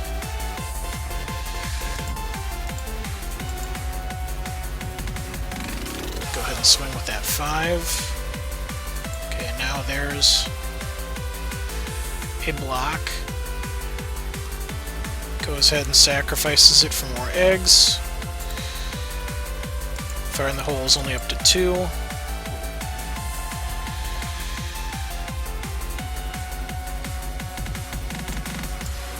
We'll go ahead and play Iotachi Brute. This is going to be real interesting if we can pull a win out here without ever finding a 4th shard.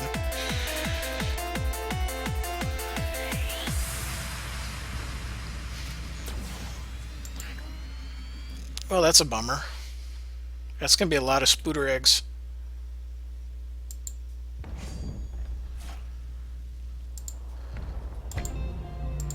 Alright, we'll block 1, go ahead and take 2.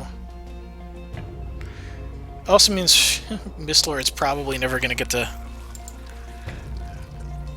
keep making eager lackeys.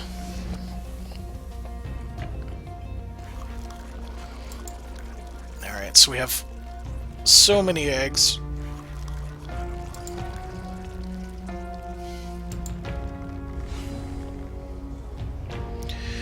Okay, so let's stop that from happening ever again. Not a spider. Or a shard.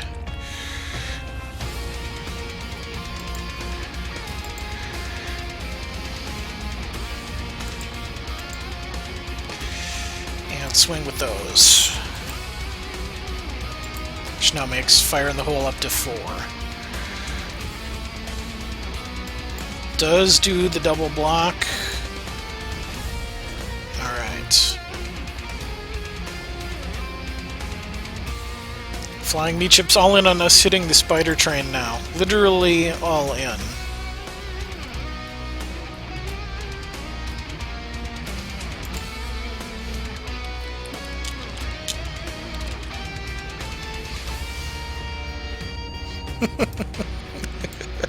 "15 spiders, please."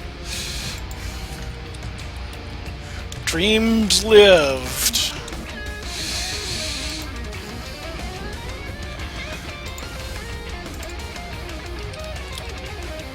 Nope, that's a shard.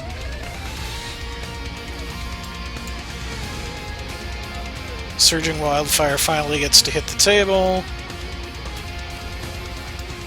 Good games.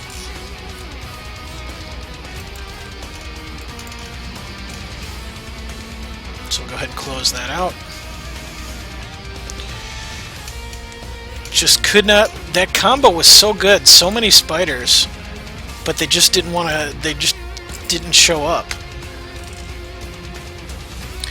Alright, so we're going to add in to our prize pool 5,000 gold. So it's now up to 15,000 gold. And we're going to add in a Dread Technomancer. Alright, so those 2 things are added into the prize pool. Yeah, spiders are the Dungeon Master's friends. They only show up when I put them in the deck. If you put them in the deck, they're going to hide there forever. Alright, so that's 5 total attempts on the dungeon to get us to our current prize pool. And up next is Peace Tinker. You have been so kindly, patiently waiting in the queue for a while here. So you are up.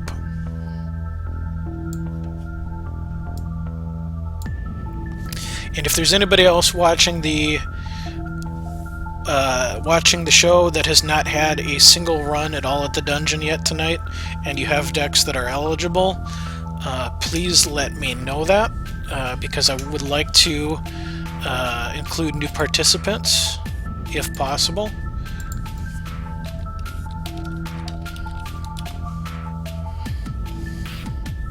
Alright, Peace Tinker has sent a challenge. Or Sunday PM. I will go ahead and challenge since it's the first room. Standard SS Room 1 send challenge. Oop. Alright, if they decline, they may need a second. That's fine.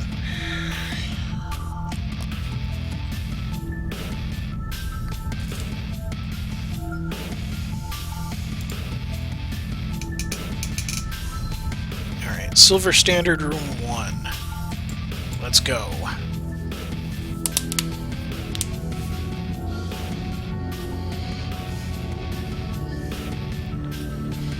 Alright, Peace Tinker leaving the channel for now.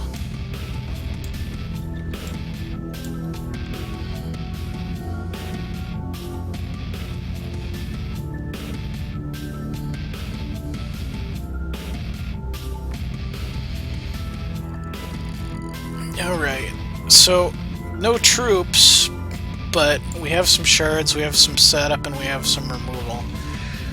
So this seems fine.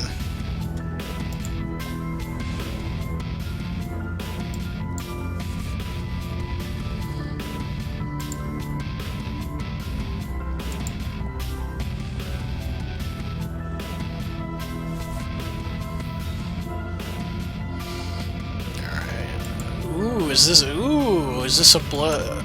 This is going to be a Blood Diamond Sockets deck.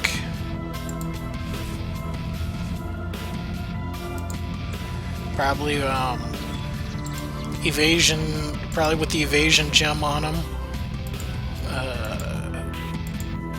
Gorn to give them rage to help fly in under the radar. Little does he know that we have a fistful of removal ready for it. Come on, rage at me, bro. Rage. Another altar.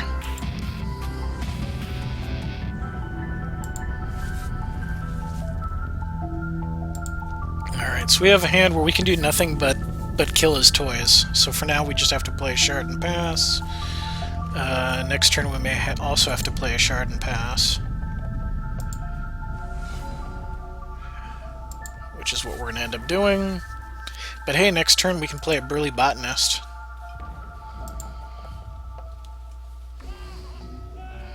Power and Pain. So conscript something that can't be blocked by troops with power less than its power, and draws 2 cards.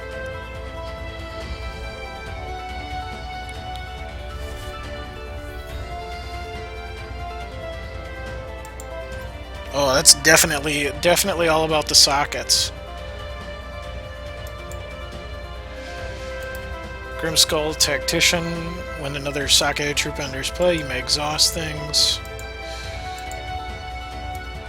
Let's go ahead and strangle that.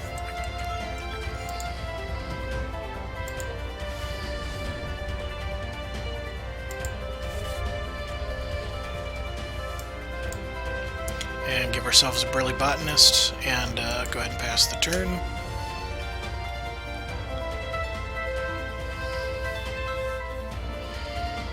Spiritbound Vicar.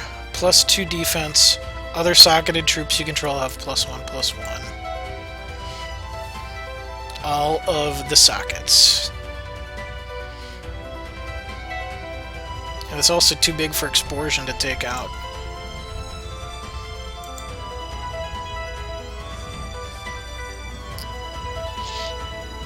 Another one. So now they're twin 3/5s.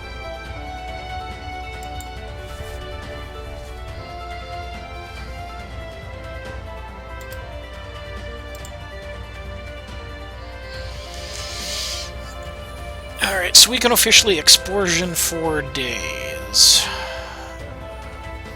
Well, let's...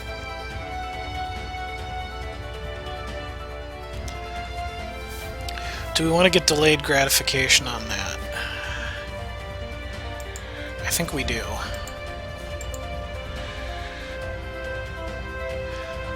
I'm going to hold off 1 turn on doing that.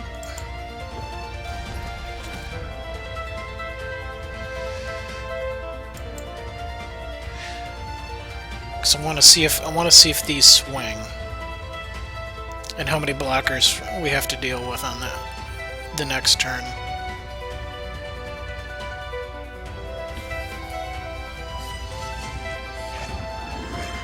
Oh, that's a bummer. Reap kills our Burly Botanist. Reap is a good choice for that deck too, because that creates more possibilities for what those gems could do. And another Altar of Noodles on. That card draw is going to be pretty fantastic.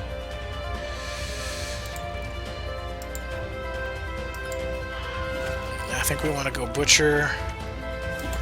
And then I think we actually want to Butcher again. And then just pass the turn. Because that's a Sockets Matter deck, and those seem like insanely valuable troops for a Sockets Matter deck. Oh, hey, we have an answer for that.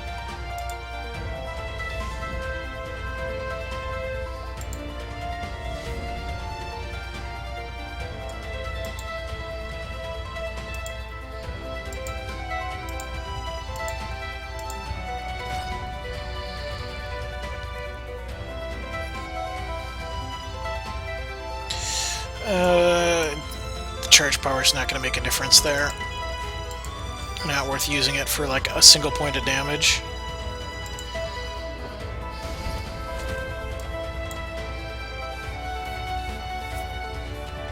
We'll gain some health.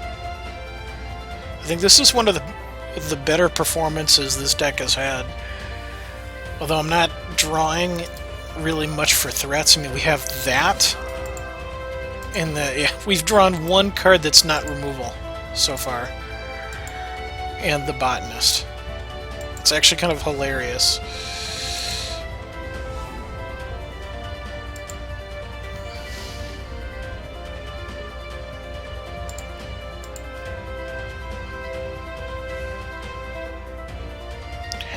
Okay, that's way what this when a troop enters play under your control, this gets +1/+1. Yeah, that's... We'll get rid of that, too.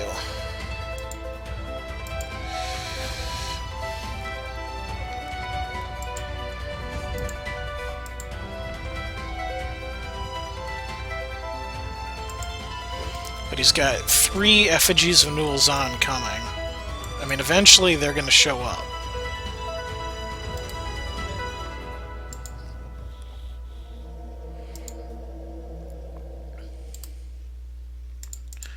Yeah, so it's 3 to make one, and then of course they're cheaper. So that is a lot of card draw. That is an awful lot of card draw.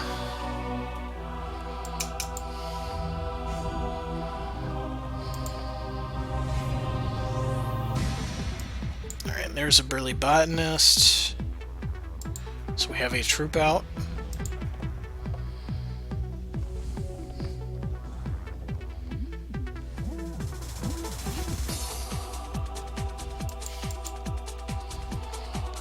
There's another Grimskull Tactician. So Burly Botanist is super exhausted. Just from the thought of having to deal with those. A 3rd Century of Nulzon, so sockets are... And that probably gets rid of the Burly Botanist.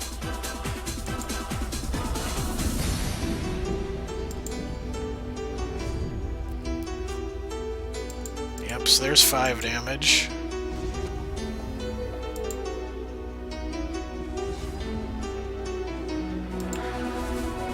Okay, really? We've drawn 2... Look at this. Our deck has drawn 2 Burly Botanists and, like, all our removal. Yeah, go ahead and butcher this.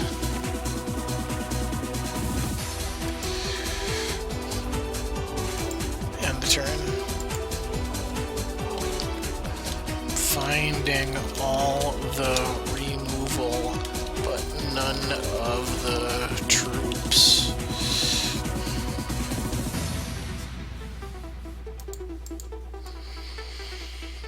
And there is a flying Grimskull Tactician.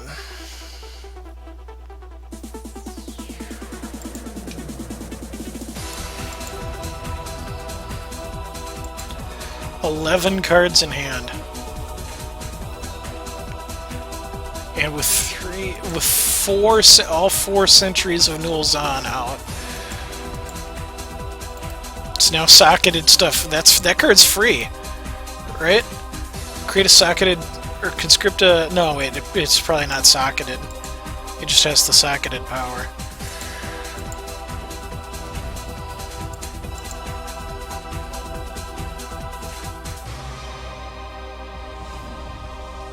Okay, seriously?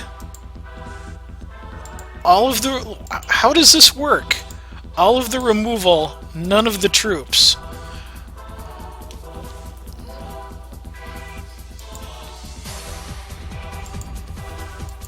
Peace Tinker doesn't care. Peace Tinker literally doesn't care. The troops are coming out faster than I can take them off the board with those Altars of Newell's on.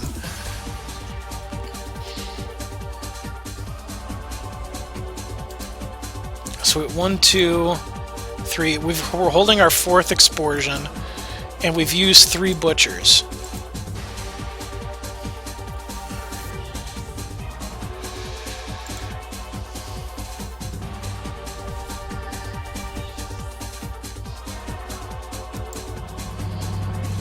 Oh, it's 13-13, 1 cost with speed. That's so good.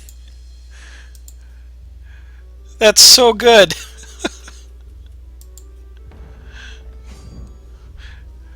Now I want another. Now I want another butcher.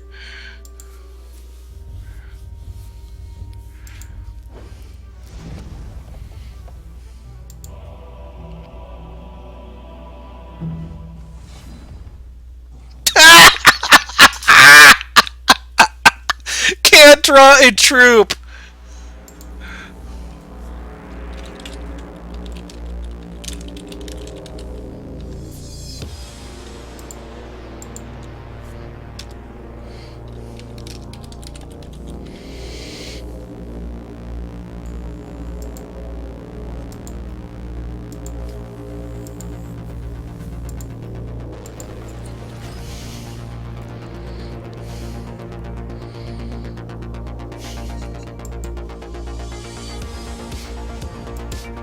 I mean, it doesn't even matter. We're super dead.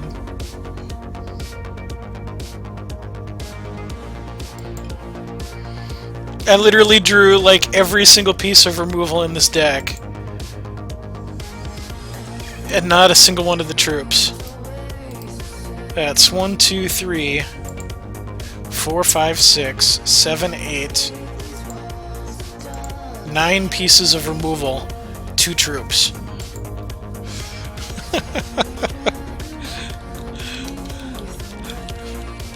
9 pieces of...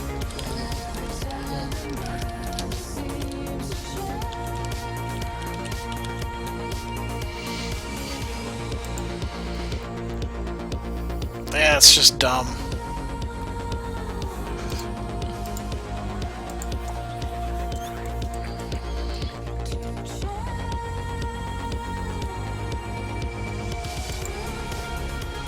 Alright, so that was the death of room number 1.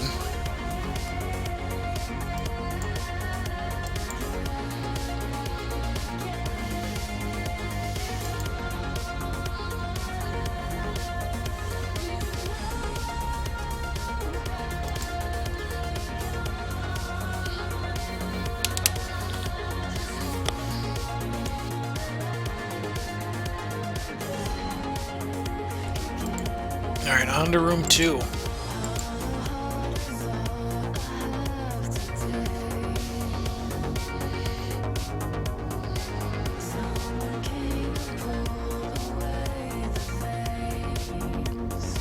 Let's see how sockets fare against Ruby Wild. Alright, this is alright. This is keepable. Bushi on 2, Monk on 3. Well, Monk on 3, I guess, actually, if we find another Wild Shard by then.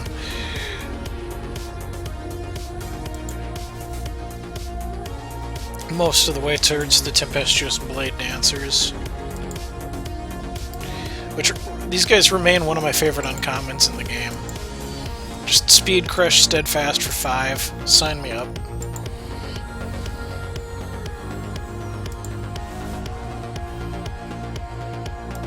Let's throw down the Bushi. Pass the action over.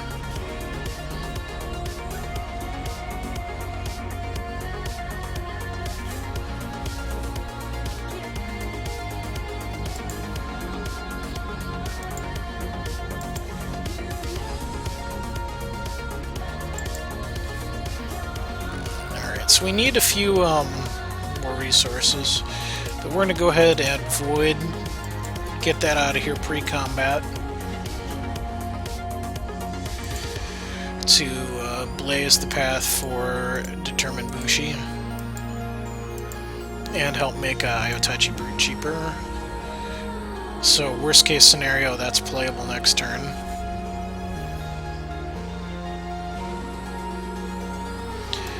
Decree of Banishing ruins our Bushi's dreams of becoming the best that ever was.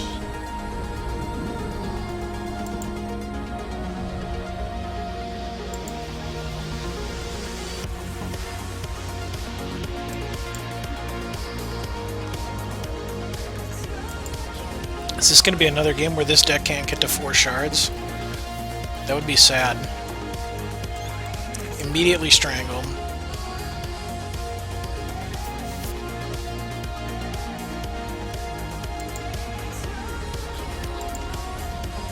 Okay, and there's a threat that is really bad for this deck.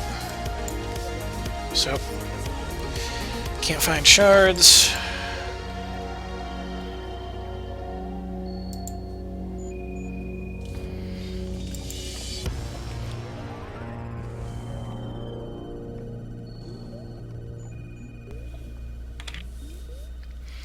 And now Twilight Revenant has Rage on it, so that's gonna be troubling. It's 4 damage, and that's an 8 health swing every turn.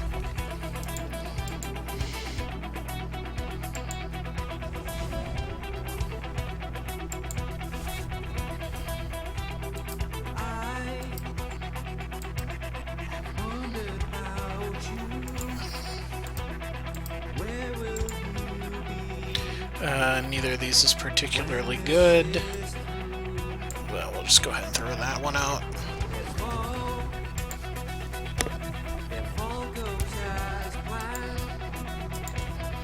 Because this is pay 6 health, this gets invincible. Most of these cards are deal damage, where you can easily go, I'll pay the life to not lose my card to your removal.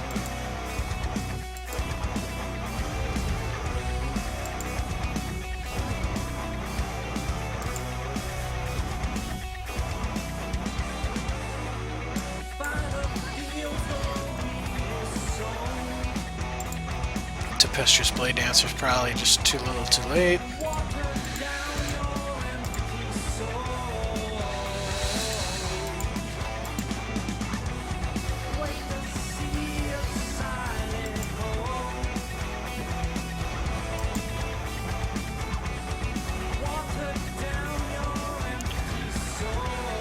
Alright, so we're in a bad place for room number 2 here.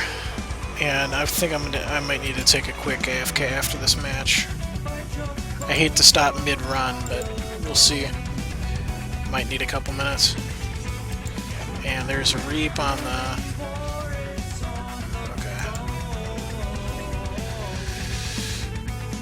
Yeah, because this deals double damage. You say I don't care.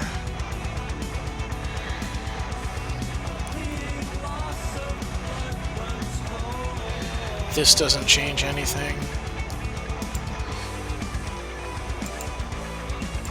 We're gonna do this. Peace Tinker's not gonna miss this. This shouldn't work. Yep.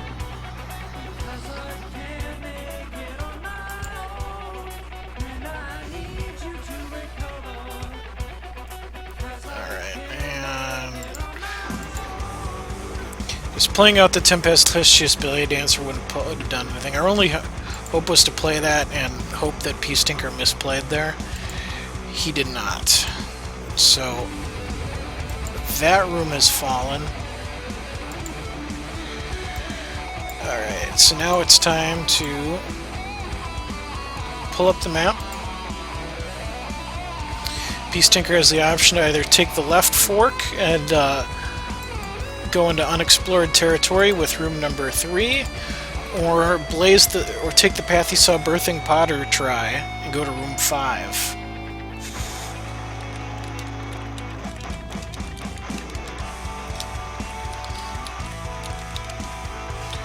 Okay, he says left! He is living dangerously and exploring unknown waters. Going towards the other bonus room, which has not been seen before.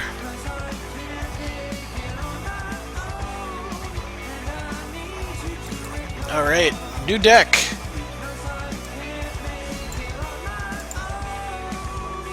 Room 3.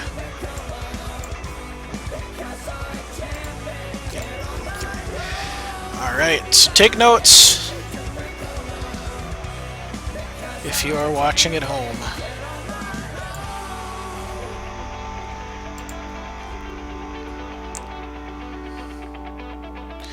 Yeah, definite keep. 2 shards, 2 Mooncall ceremonies.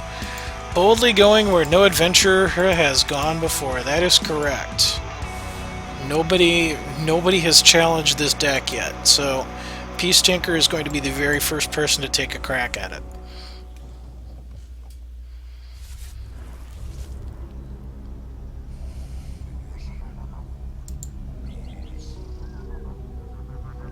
Okay, so we get a Battle Scrivener.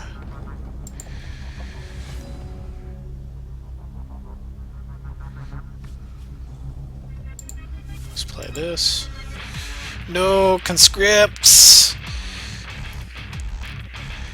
Oh yeah, and we're gonna... Because that deck's not super fast, we're gonna Sacred Stance it up, too. When you conscript, troops you control and in your hand get +1/+1. Oh, oh, this is bad.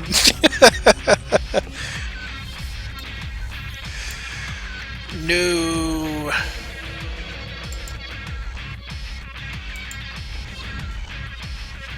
So that's troops you control and in your hand.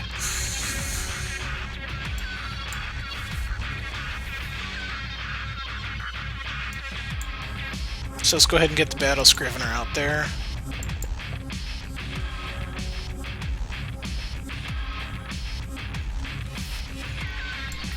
Alright.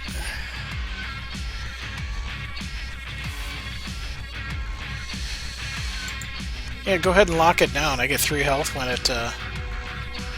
Oh, that's just mean. Oh my god, that's mean.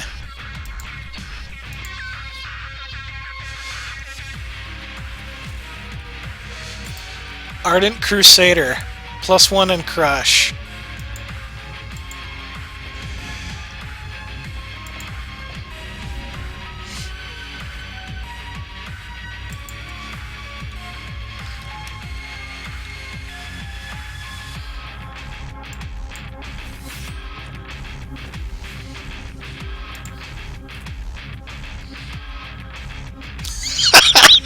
No!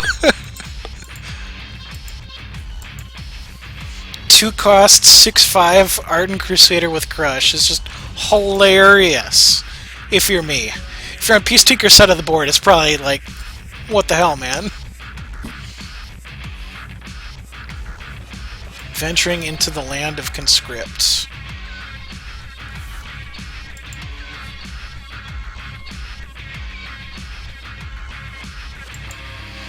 Okay, spreads threats, so the Grimskull Tactician has Rage, the Weeping Banshee does not. That's 8 damage coming in.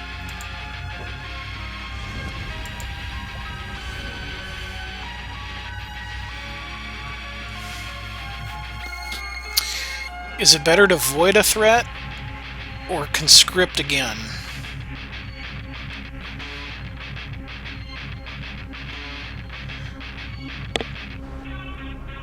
I think it's better to probably remove a threat in this situation. Let's swing with both.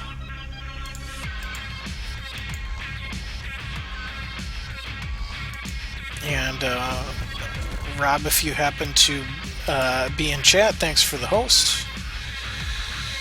Let's go ahead and bring to justice the one that can keep getting bigger. And pass. That Scriv is reckoning me.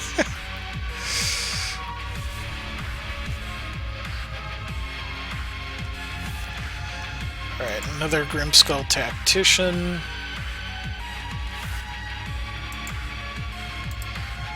Yep, the life helps.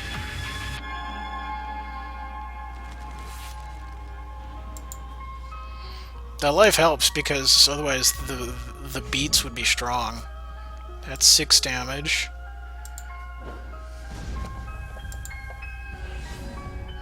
Gain 3 back.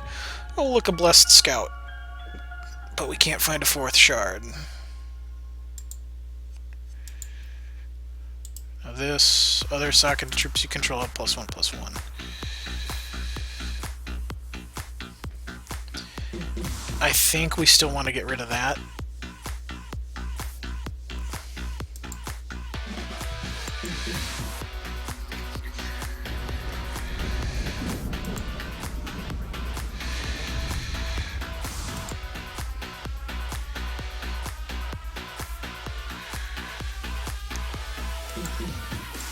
Swing with the Crusader.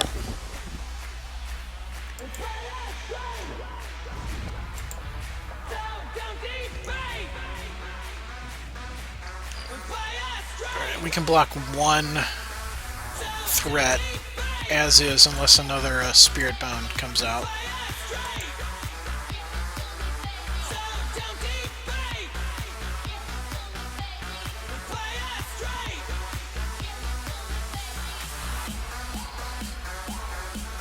The deck's been performing well despite the lack of shards tonight. So once again, bottlenecked on 3, while Peace Tinker's up at 6.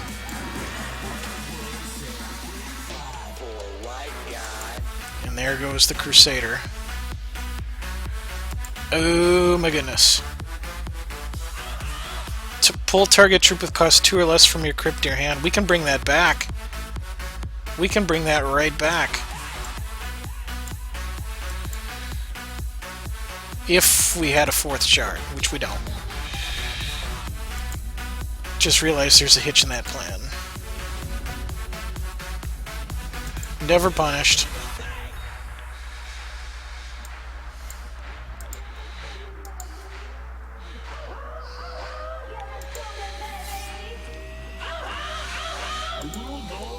We'll conscript to make all the phantoms bigger.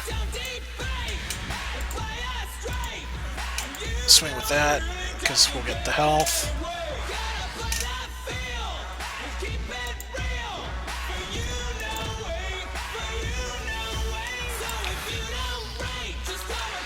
Finally got that 4th shard.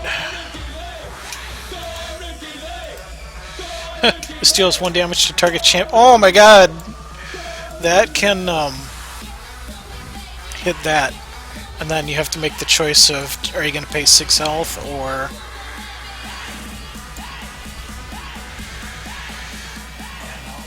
Say I'm pretty fly for a white guy. Let's,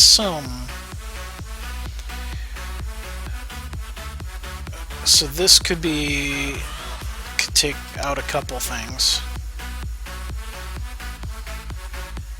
We could Call of the Deepwood here, cost 5 and put it into play. And make these 3/3s. Then make this an 8/7.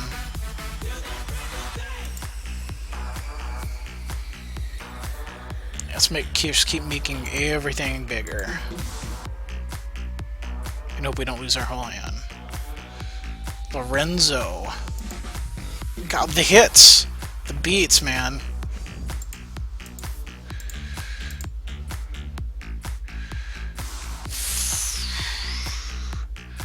Well, that's going to be a flyer.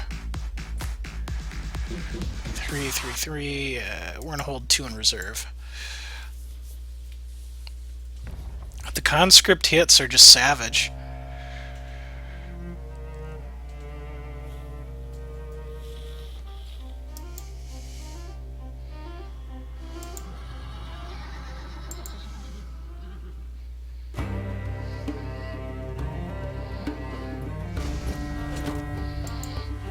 Still alive.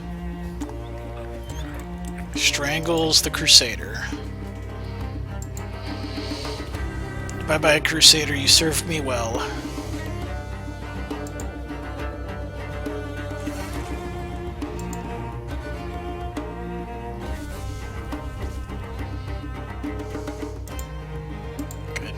close that chat for a moment.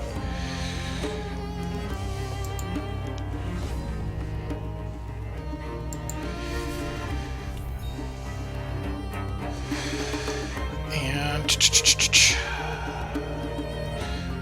so that would be, those two would cancel out, and then you'd be at 5 health, 3. I think this is still lethal, but let's push the envelope a little bit and just make it a little bit more certain.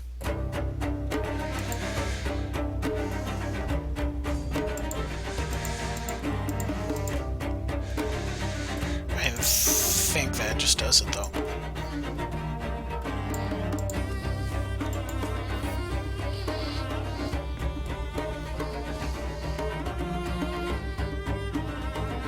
Can't use the ability to keep that invincible.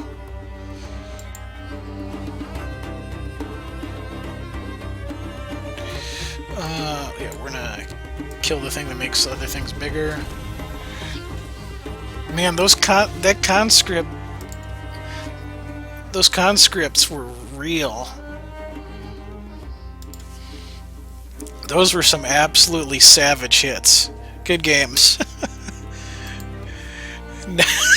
Peacemaker, never go left. Bishop Elijah says, "You shall not pass." Just throws down his staff, and suddenly a deck that has no rares or legendaries in it is just dropping 2-cost Ardent Crusaders that have Crush. They just keep getting bigger and bigger. That was nuts. Alright, so that's, I believe, 3 runs so far tonight. 1 from Birthing Potter, 1 from Flying Meat Chip, and 1 from Peace Tinker. Do we have anybody in chat that has decks ready to go, which are common and uncommon only, and do not have rares? Probably have time for one more run here. I would like to prioritize somebody who's not had an opportunity to play the dungeon yet, if such a person exists. Otherwise, we can do a roll-off of people who've had a chance to challenge the dungeon before already. I usually stream until 10, which should be another 40 minutes. So I've got enough time where another run could be done. Probably one more run.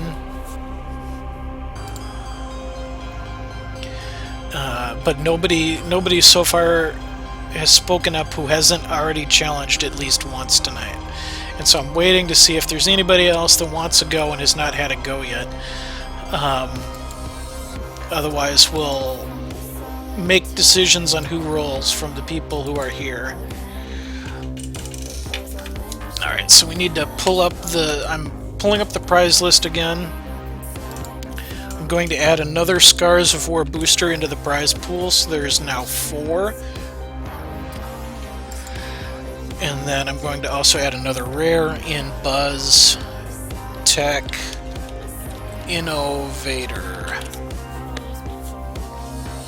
So the current prize pool is 4 Scars of War boosters, 15,000 gold, Titanospore, Purify, Ozawa's Wish, Stinkshot Sorceress, Pulverizer, Zodiac Crowfeather, Succubus, Dread Technomancer, and BuzzTech Innovator.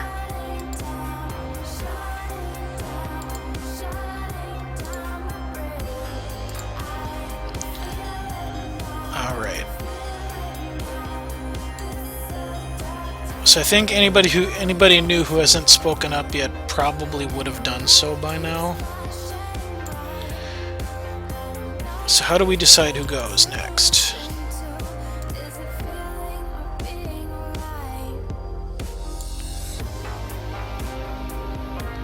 Alright, I'm going to do it this way. I think I'm going to do a roll-off between people who want in. But I just want to make sure everybody who is still here and definitely interested. So I'm going to open this up to anybody, even if you've already gone tonight, even Peace Tinker who just went. If you want another crack at the dungeon tonight, say so in chat, and I will do a roll-off of all people who say in chat that they want to have another run. And we'll randomize it that way to figure out who gets what will very likely be the last run of the night. So take a second, say something in chat if you are interested, no matter who you are. And I'm gonna grab my dice tray and a die here. So give me just a second. You know, no need to hesitate in chat, but I'm just gonna set up for the roll off here.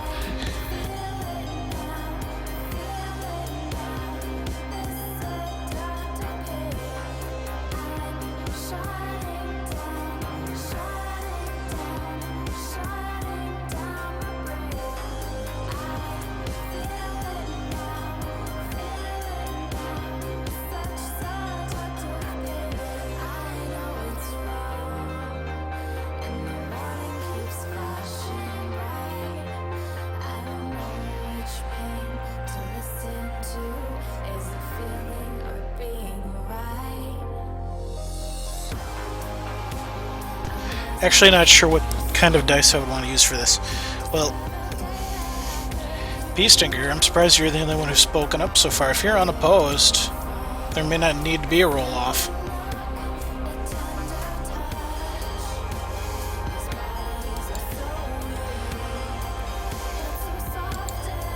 I'm going to give it another minute here, but Peastinker, if you're unopposed and nobody else says, hey, I would like to be included in the roll-off for the last roll of the night, then I will let you just have another crack at it.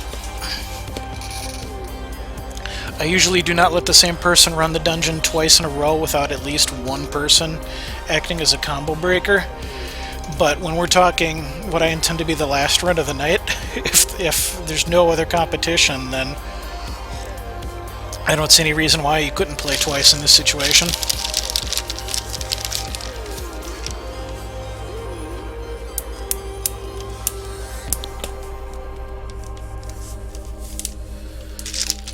Well, I guess I broke out the dice for nothing.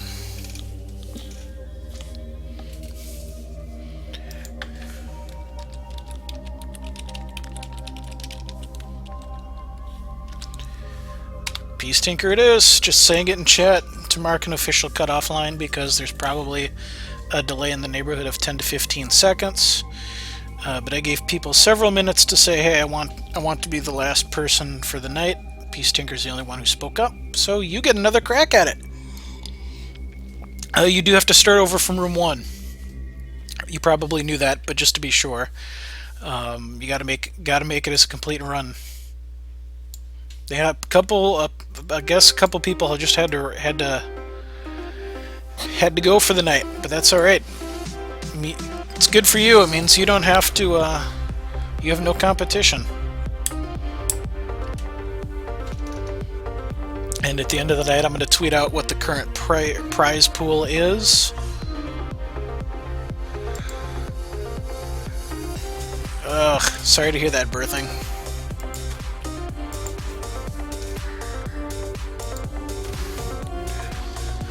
What just happened?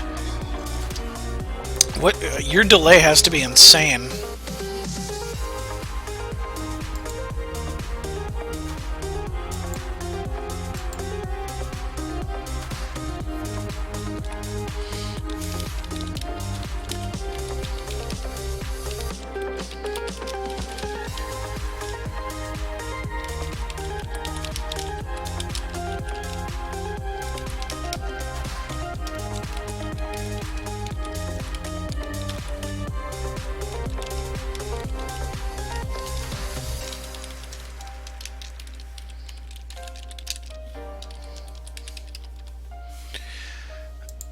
Replying in chat. Oh, I didn't even look at what my hand was, but yeah, we can keep this.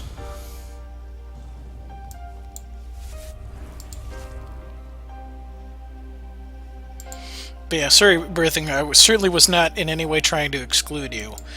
I just asked who was around in chat that wanted to play.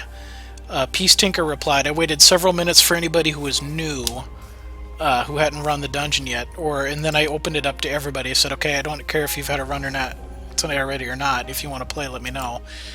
And then I did a quick run through on the chat list. I didn't see you in the chat list, so I assumed he was the only one left. But yeah, this is win or lose. This is going to be the last run of the night, just because it's 9:30 now. And so I expect that this is either going to run up to my bedtime, normal bedtime, or slightly past that, but we can conclude the run.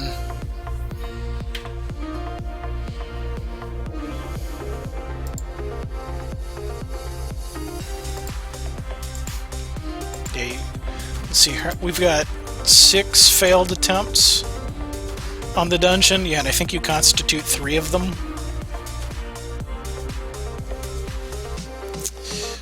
So let's wait on the Dread Technomancer until...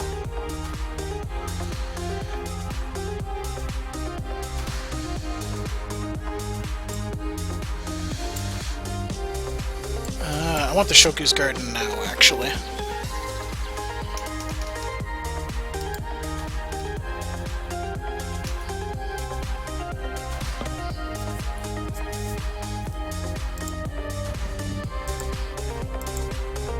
I could have swung with that, too. Oops. Missed a point of damage.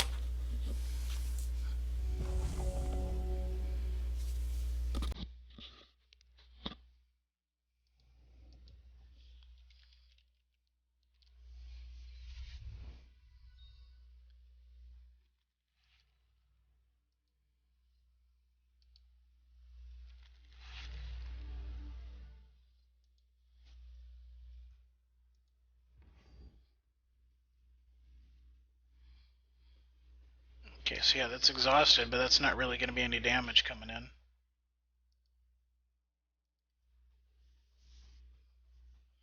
At least this turn.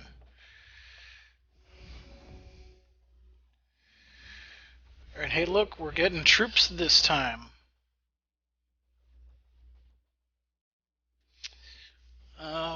Four.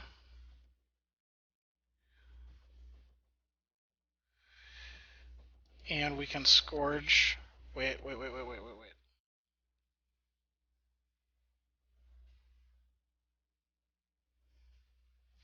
I think this might be the better line for now.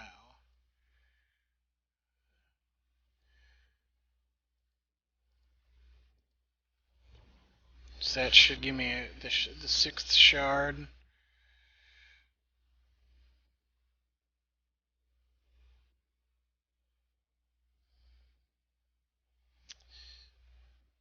And then we go bam.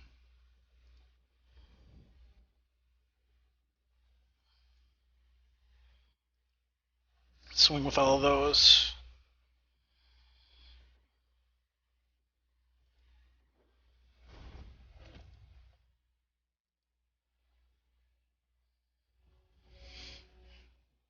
And gain lots of delicious life.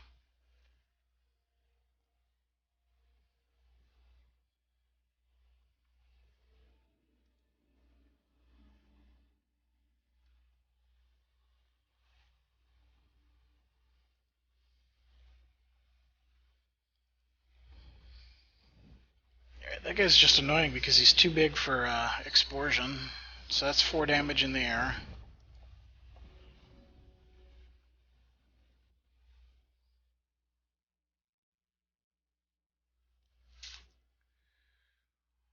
Yeah, I think we're at the point now where that's worth explosioning.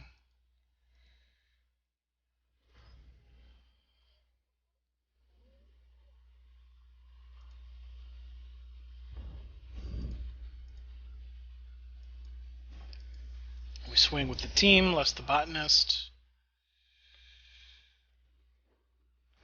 And again, chip away.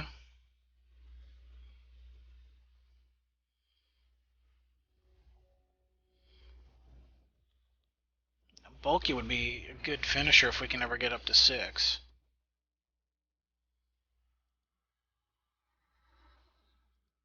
You know, Twilight Revenant's going to be a problem if we don't get the removal for it right away.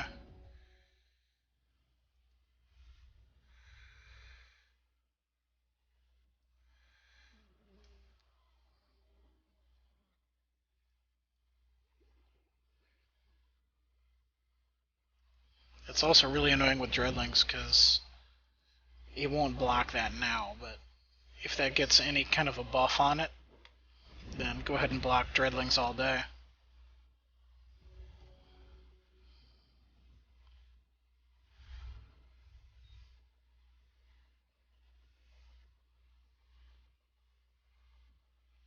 Peace Tinker. Room number 1. 7th attempt on the dungeon. Not his 7th, but the 7th overall. Amongst all people. Probe War Pair is dead before it can do anything. And the Dread Botanist gets locked down.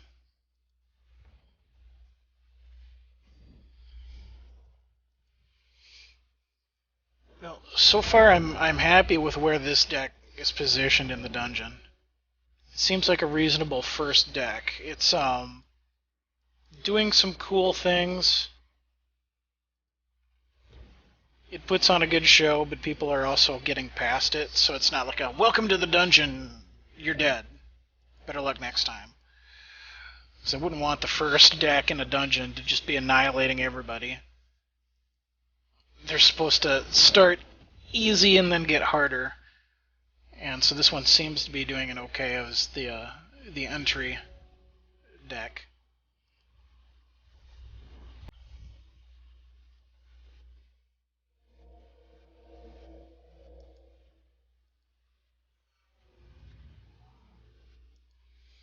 So we know room 1 is Blood Wild Dreadlings, room 2 is Ruby Wild, good stuff. Room 3 is Diamond Wild Conscript. Room 5 is Ruby Sapphire Actions in Flight. Room 6 is Ruby Diamond Ardent Valor, and bonus A is Blood Sapphire Dreadlings, or BS Dreadlings. Or, not Dreadlings, but Spiders. But yes, you're basically 100% correct. So you've been keeping notes. You've been paying attention. Burly Botanist. But there's really no reason to attack right into this right now, besides the mandatory Dreadlings.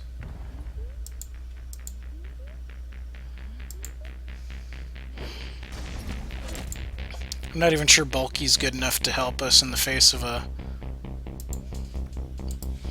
ever bigger Twilight Revenant.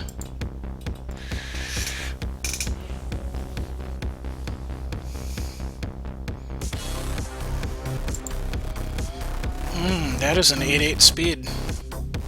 That is a problem.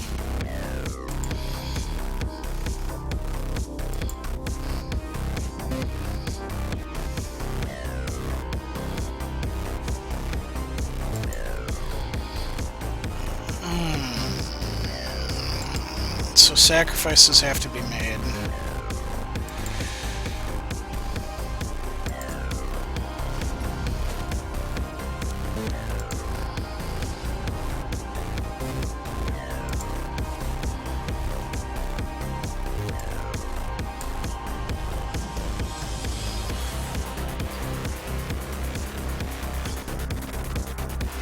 Does using a charge power here accomplish anything?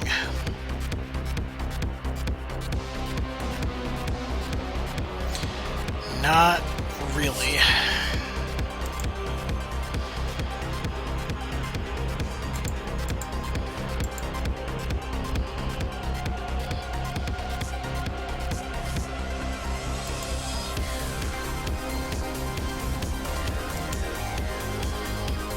Now, 2 damage is going to get dealt off of these ones again for being sacrificed.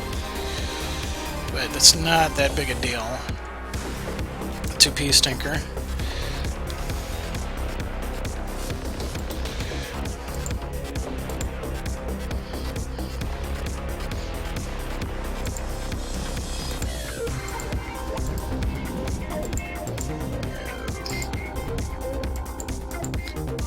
Had 1 explosion, that's it.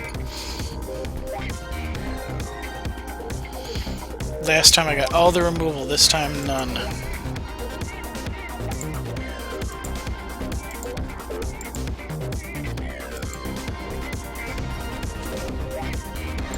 Oh, that's savage. What's worse than one Twilight Revenant?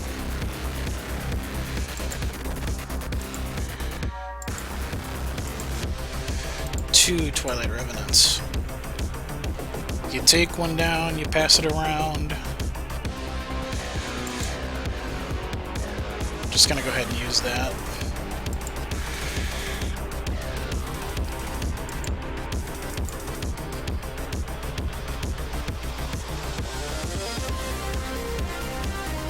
Block, block, block.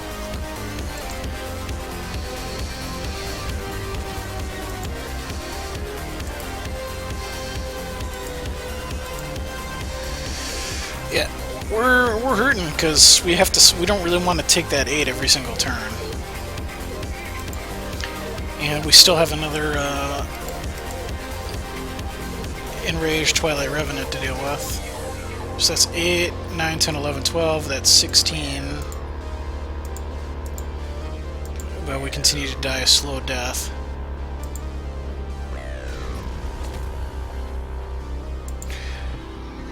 And again, what's worse than one Twilight Revenant?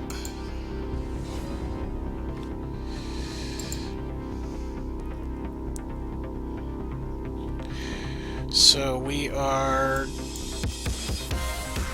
basically dead. This swinging in gets nowhere. That can be stopped.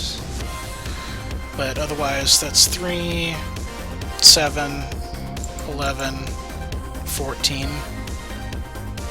Full swings were dead. Didn't.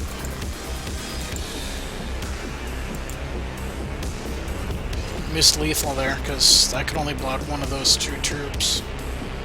It really doesn't matter. Gonna have it next turn. Unless his goal in life is to kill us with a coin. We could still be dead this turn. We're not.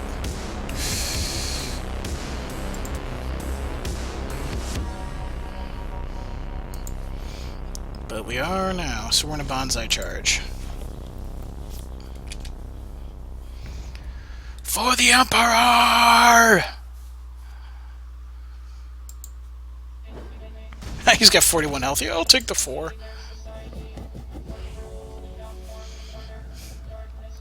But we are now dead. Definitively.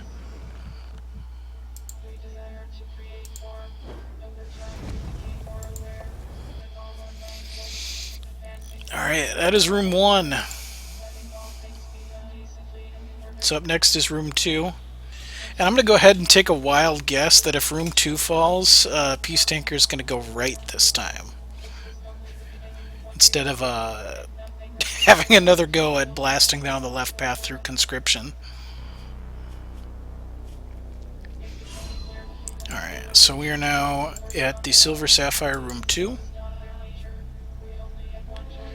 And again, as we're winding down the stream and on the last dungeon run of the night, you have been watching Dungeon Masters of Entrath, which I believe is the only game show available for Hex right now.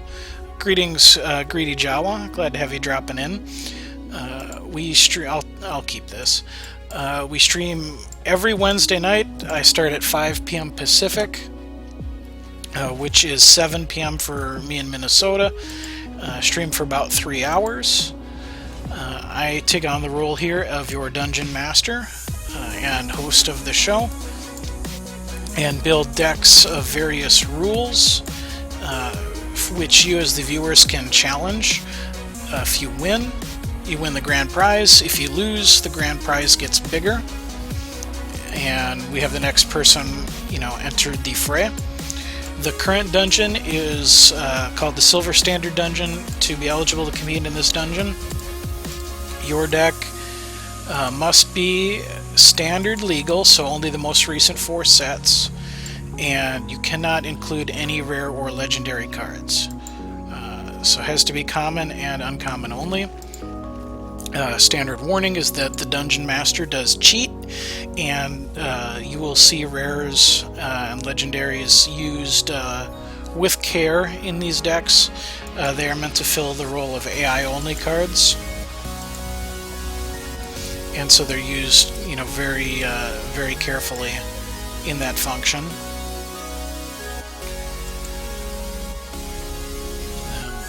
I unfortunately can't swing into that right now. It would have been nice to get a third shard to be able to Pyre Strike that and then swing with the team, but we did not find a shard. So the show, Dungeon Masters of Entrath, I keep the date on my calendar. We premiered February 8th, so I've been streaming the show every Wednesday since February 8th.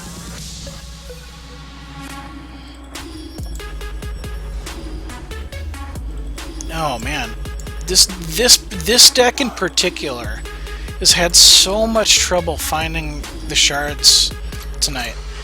And if you can get to 5, like then you're good. The deck goes off, everything is playable.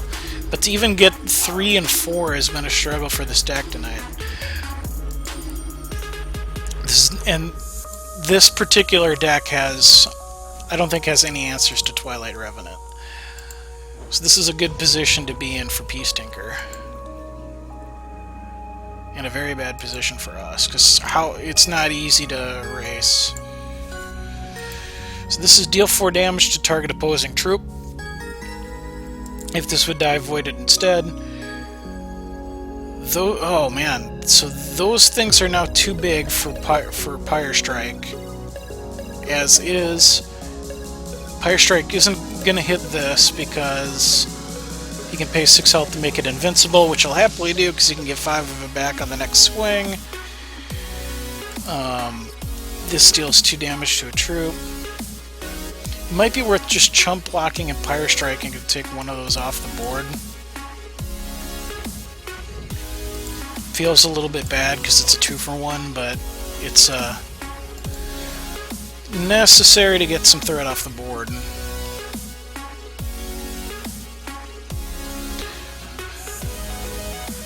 Matter of fact, I want to have a little bit of fun here. I'm going to try to multitask here. And I'm gonna give you guys in chat who are still hanging out a way to try to win some extra of the stream currency, some extra credits. So I need to put up this and oops, wait, no, it's contests. Nope, that's not what we wanted. Contests.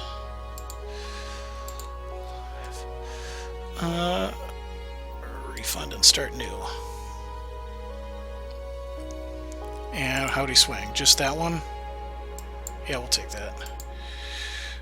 I don't know why it still said, which way does Peace Tinker go? Left or right? Time frame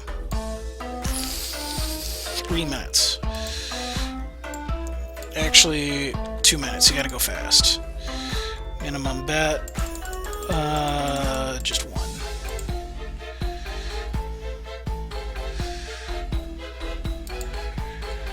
Let's see here.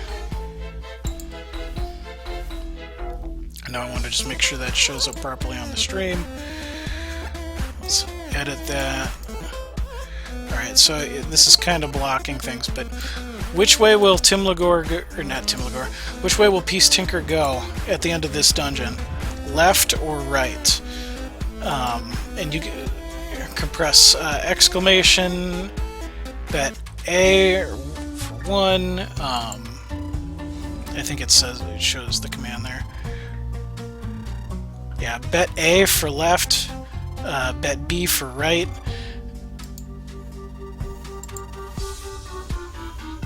It's been a while since I've done one of these, so they're a little bit clunky.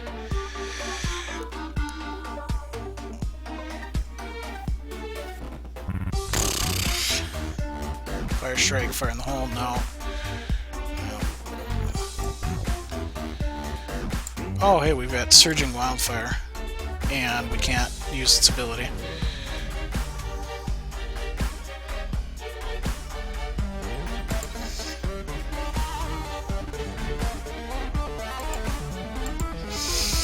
So this is a little bit janky the way I have it on screen right now, but I'm need to get myself a little bit of practice running these, because one of the dungeon designs I have is going to require a lot of this on-screen stream interactivity.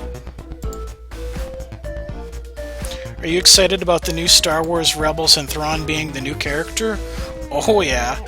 I bought Season 3 on Amazon Video, so I've been able to keep up with the season as it airs. And I had Timothy Zahn's Thrawn novel pre-ordered, so I got... Oh man, that's even worse. 2 rage, that's cute and evil, and we're dead.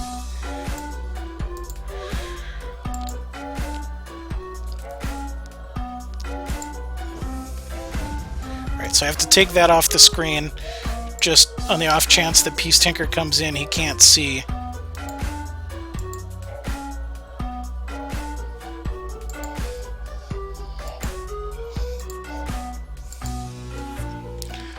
Left or right?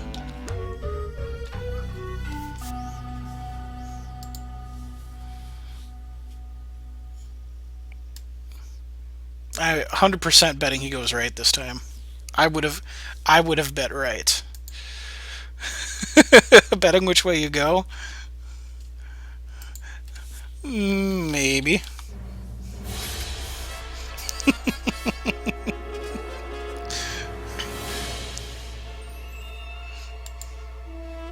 Oh, he says left. Womp womp. Just trying to cost birthing some tokens.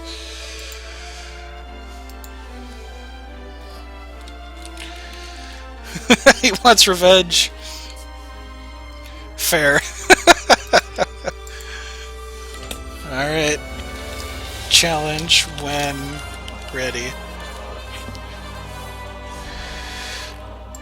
Room 3.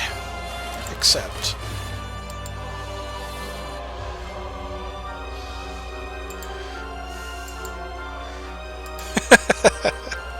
Left. 0 winner, split 200 credits.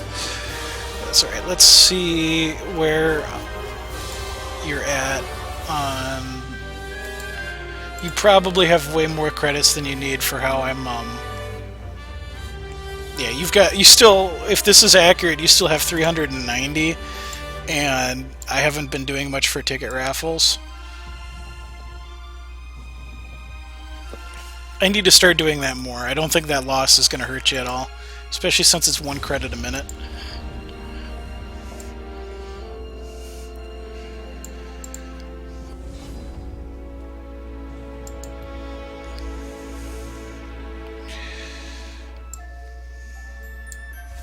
So I think this line is better. Play the Diamond Shard first for the Moon Call, just so we have a turn 2 play. Because the Eager Lackey doesn't get us something until turn 4.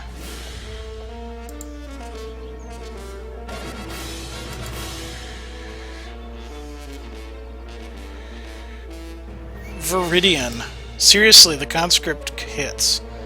Cards in you have cost -1 with Diligence.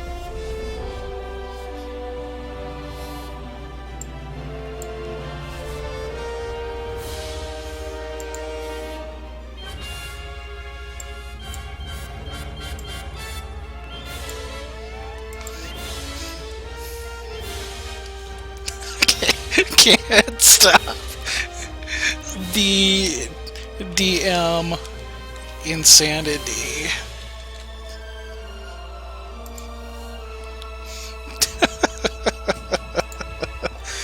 This is just so funny. Conscripts in a format without rares or legendaries, and then you get Viridian.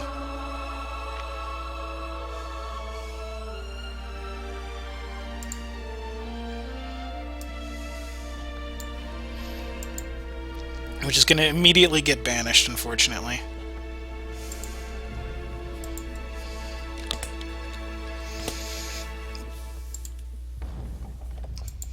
Peace Tinker wants nothing to do with the high-powered conscripts.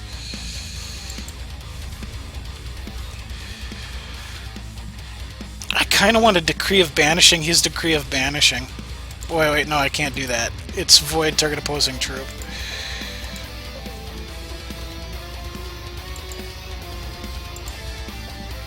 Boomsmith is fairly worthless in this matchup because everything in that deck is going to cost more than, or it's going to have more than 2 defense, pretty much.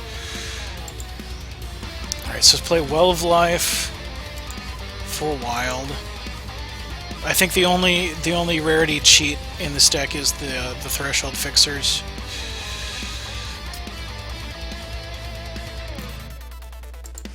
Yeah, I'm gonna play Call of the Deepwood for something Ardent. And get Bowie Starlight! Always, this deck is just savage tonight. When Bowie Starlight attacks, draw a card. When Starlight you control attacks, draw a card.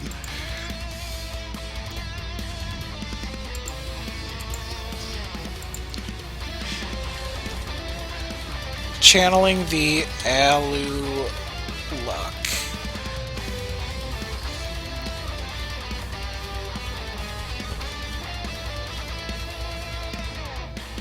So we've conscripted twice, and we've got 2 legendaries and a Boomsmith. Because this is hiding a Viridian.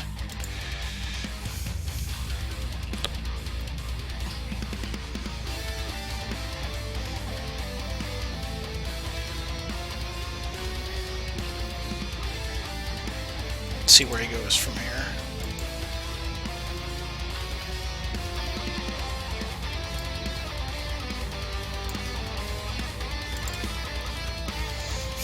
He's got to think through his options here, because that's 2 cards. And Starlight has +1/+1 in all zones for each card in your hand. So Reaps, Starlight.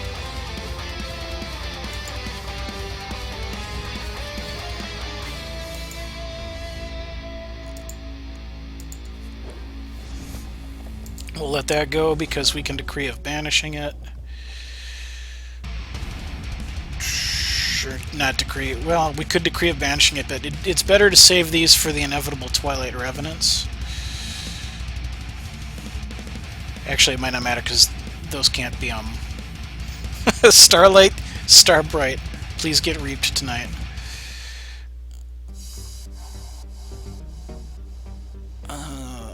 Why don't we...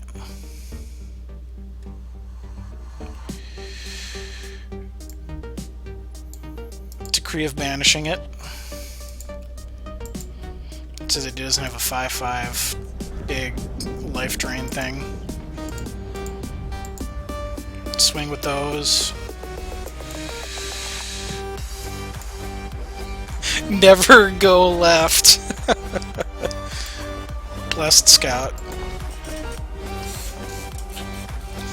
Clearly the dungeon wants me to be the first to beat Right 3. Or Room 3. R3, yes. God, the way this deck has been conscripting, this could be a challenge room in its own right. And there's no rares in here except the Threshold Fixing Shards. I'm like, if I'm recalling correctly, I'm like certain of that. Because I thought I correctly believed the conscript was going to be nuts enough on its own that it didn't need anything beyond the base conscript cards.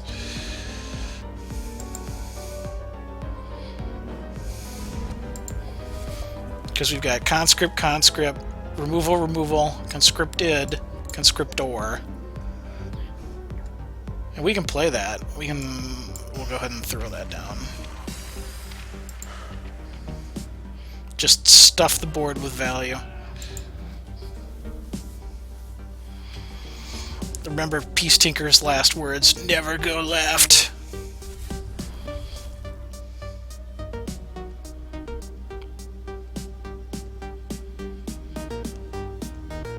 So he's in a bad spot here.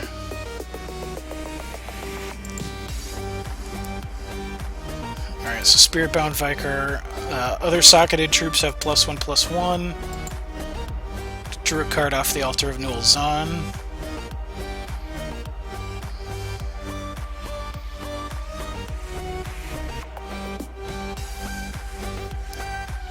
And now, do we just jam these out next turn and see what we get?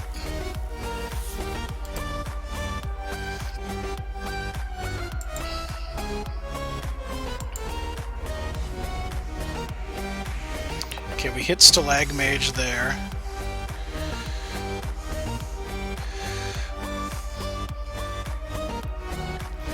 Let's...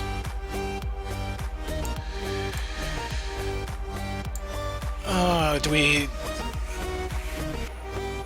That could block... That can kill a thing.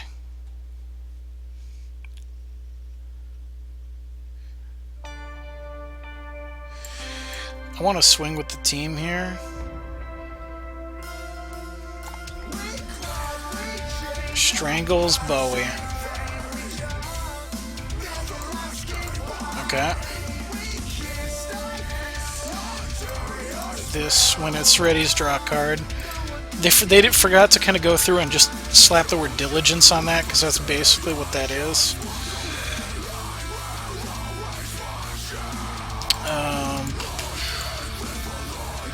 And I'm just going to be a coward, swing with these two.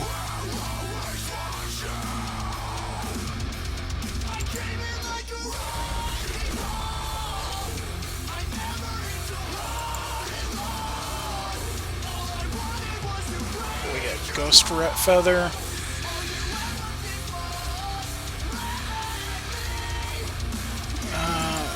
Battle Preparations. Another two gets +1. And I'm gonna. It's too late in the night for me to be wrecking balling.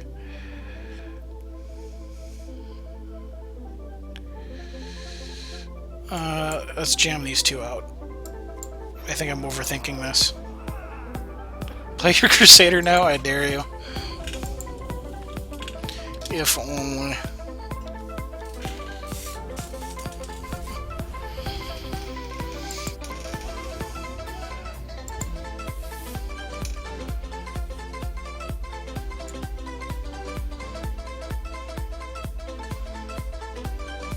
And again, as I'm winding down the stream here, I want to thank everybody for coming in, hanging out on a Wednesday, watching some Dungeon Masters of Entrath action.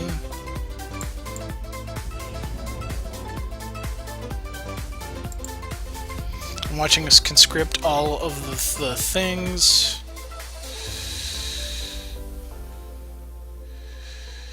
Venerable Mystic, destroy target constant, which would be Decree of Banishing, actually.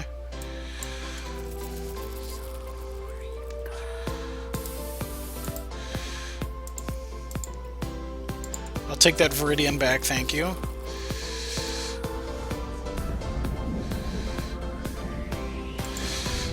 What is this? Just answers and answers and answers. Another troop gets +1/+1 this turn.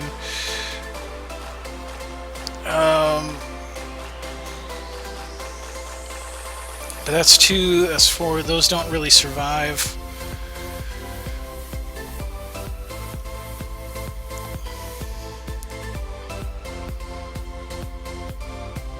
That only has 1 attack. That, yeah, I can't really use this. Let's bring to justice that.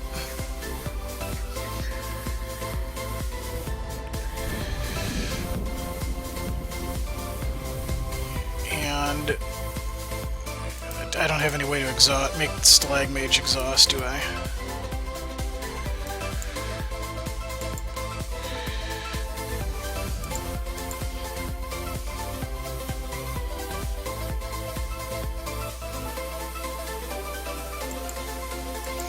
I'm going to swing with just these two, because if he kills one, we could use the champion power to bring it back and get another conscript.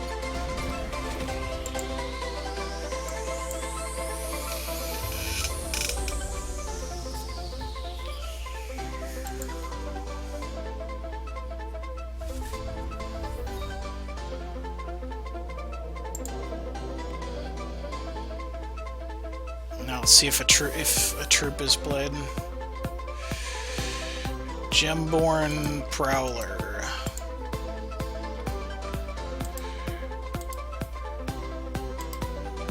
Well, it had to have been the conscript. Because, yes, it was, because it has that key text on it.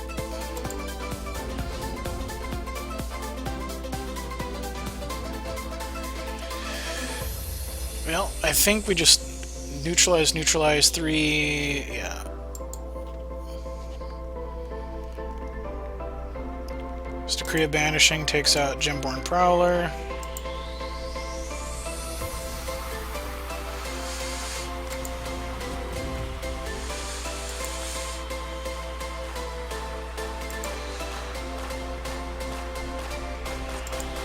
Decree of Banishing takes out Blight Reaper.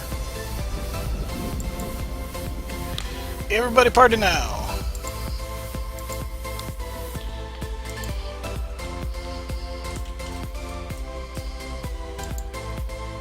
I misplayed, I went left!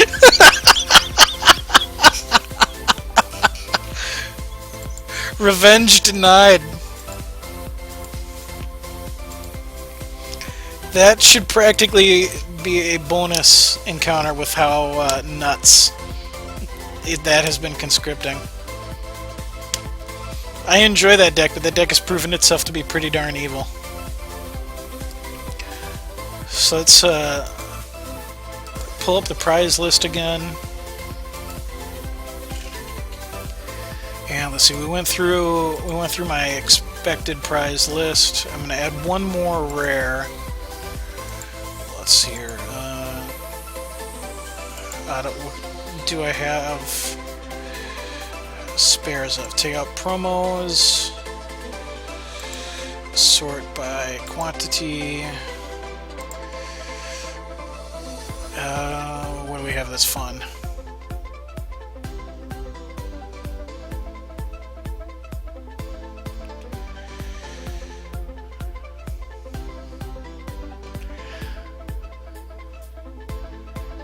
Scroll through here.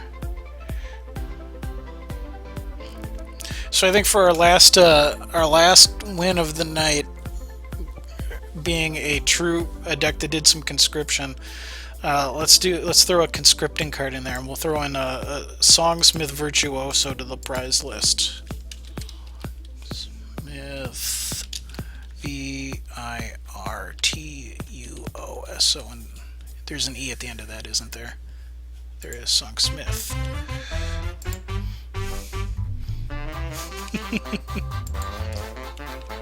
I could have 400 more points and you could still be playing. How does that make you feel? Hilarious. Alright, so Songsmith Virtuoso has been added into the pool, and that was our 7th crack at the dungeon. Alright, so that's going to do it for me. This is my normal ending time. So I want to thank you again for hanging out tonight. We do Dungeon Masters of Entrath every Wednesday. Start at 5 p.m. Pacific. Gamer2005, thank you for the follow. We start at 5 p.m. Pacific, which is 7 p.m. Central for me in Minnesota. I stream for 3 hours. I recommend trying to show up early, right at the beginning of the stream if you can. Lately, I have been doing, whoever is in the chat when we go live and is ready to play. I've been kind of going first come, first serve, and then going from there. We're not quite to the point yet where I need to do ticket lotteries as a fair way to decide who goes where. But once again, I had a blast tonight. Birthing, thanks for being here pretty much right as the stream started, so that there was no downtime.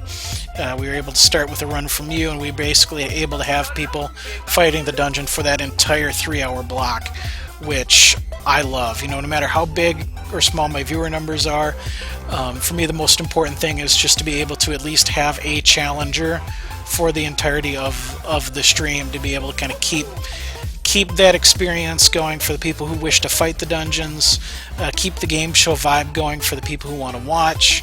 I mean, all we need is I mean, to run a game show, you need a contestant and you need an audience. And still building up my following, so I'm not so concerned about the size of the audience. Just as long as we know there's somebody there and there's enough people to challenge the dungeon that we're able to put on a show.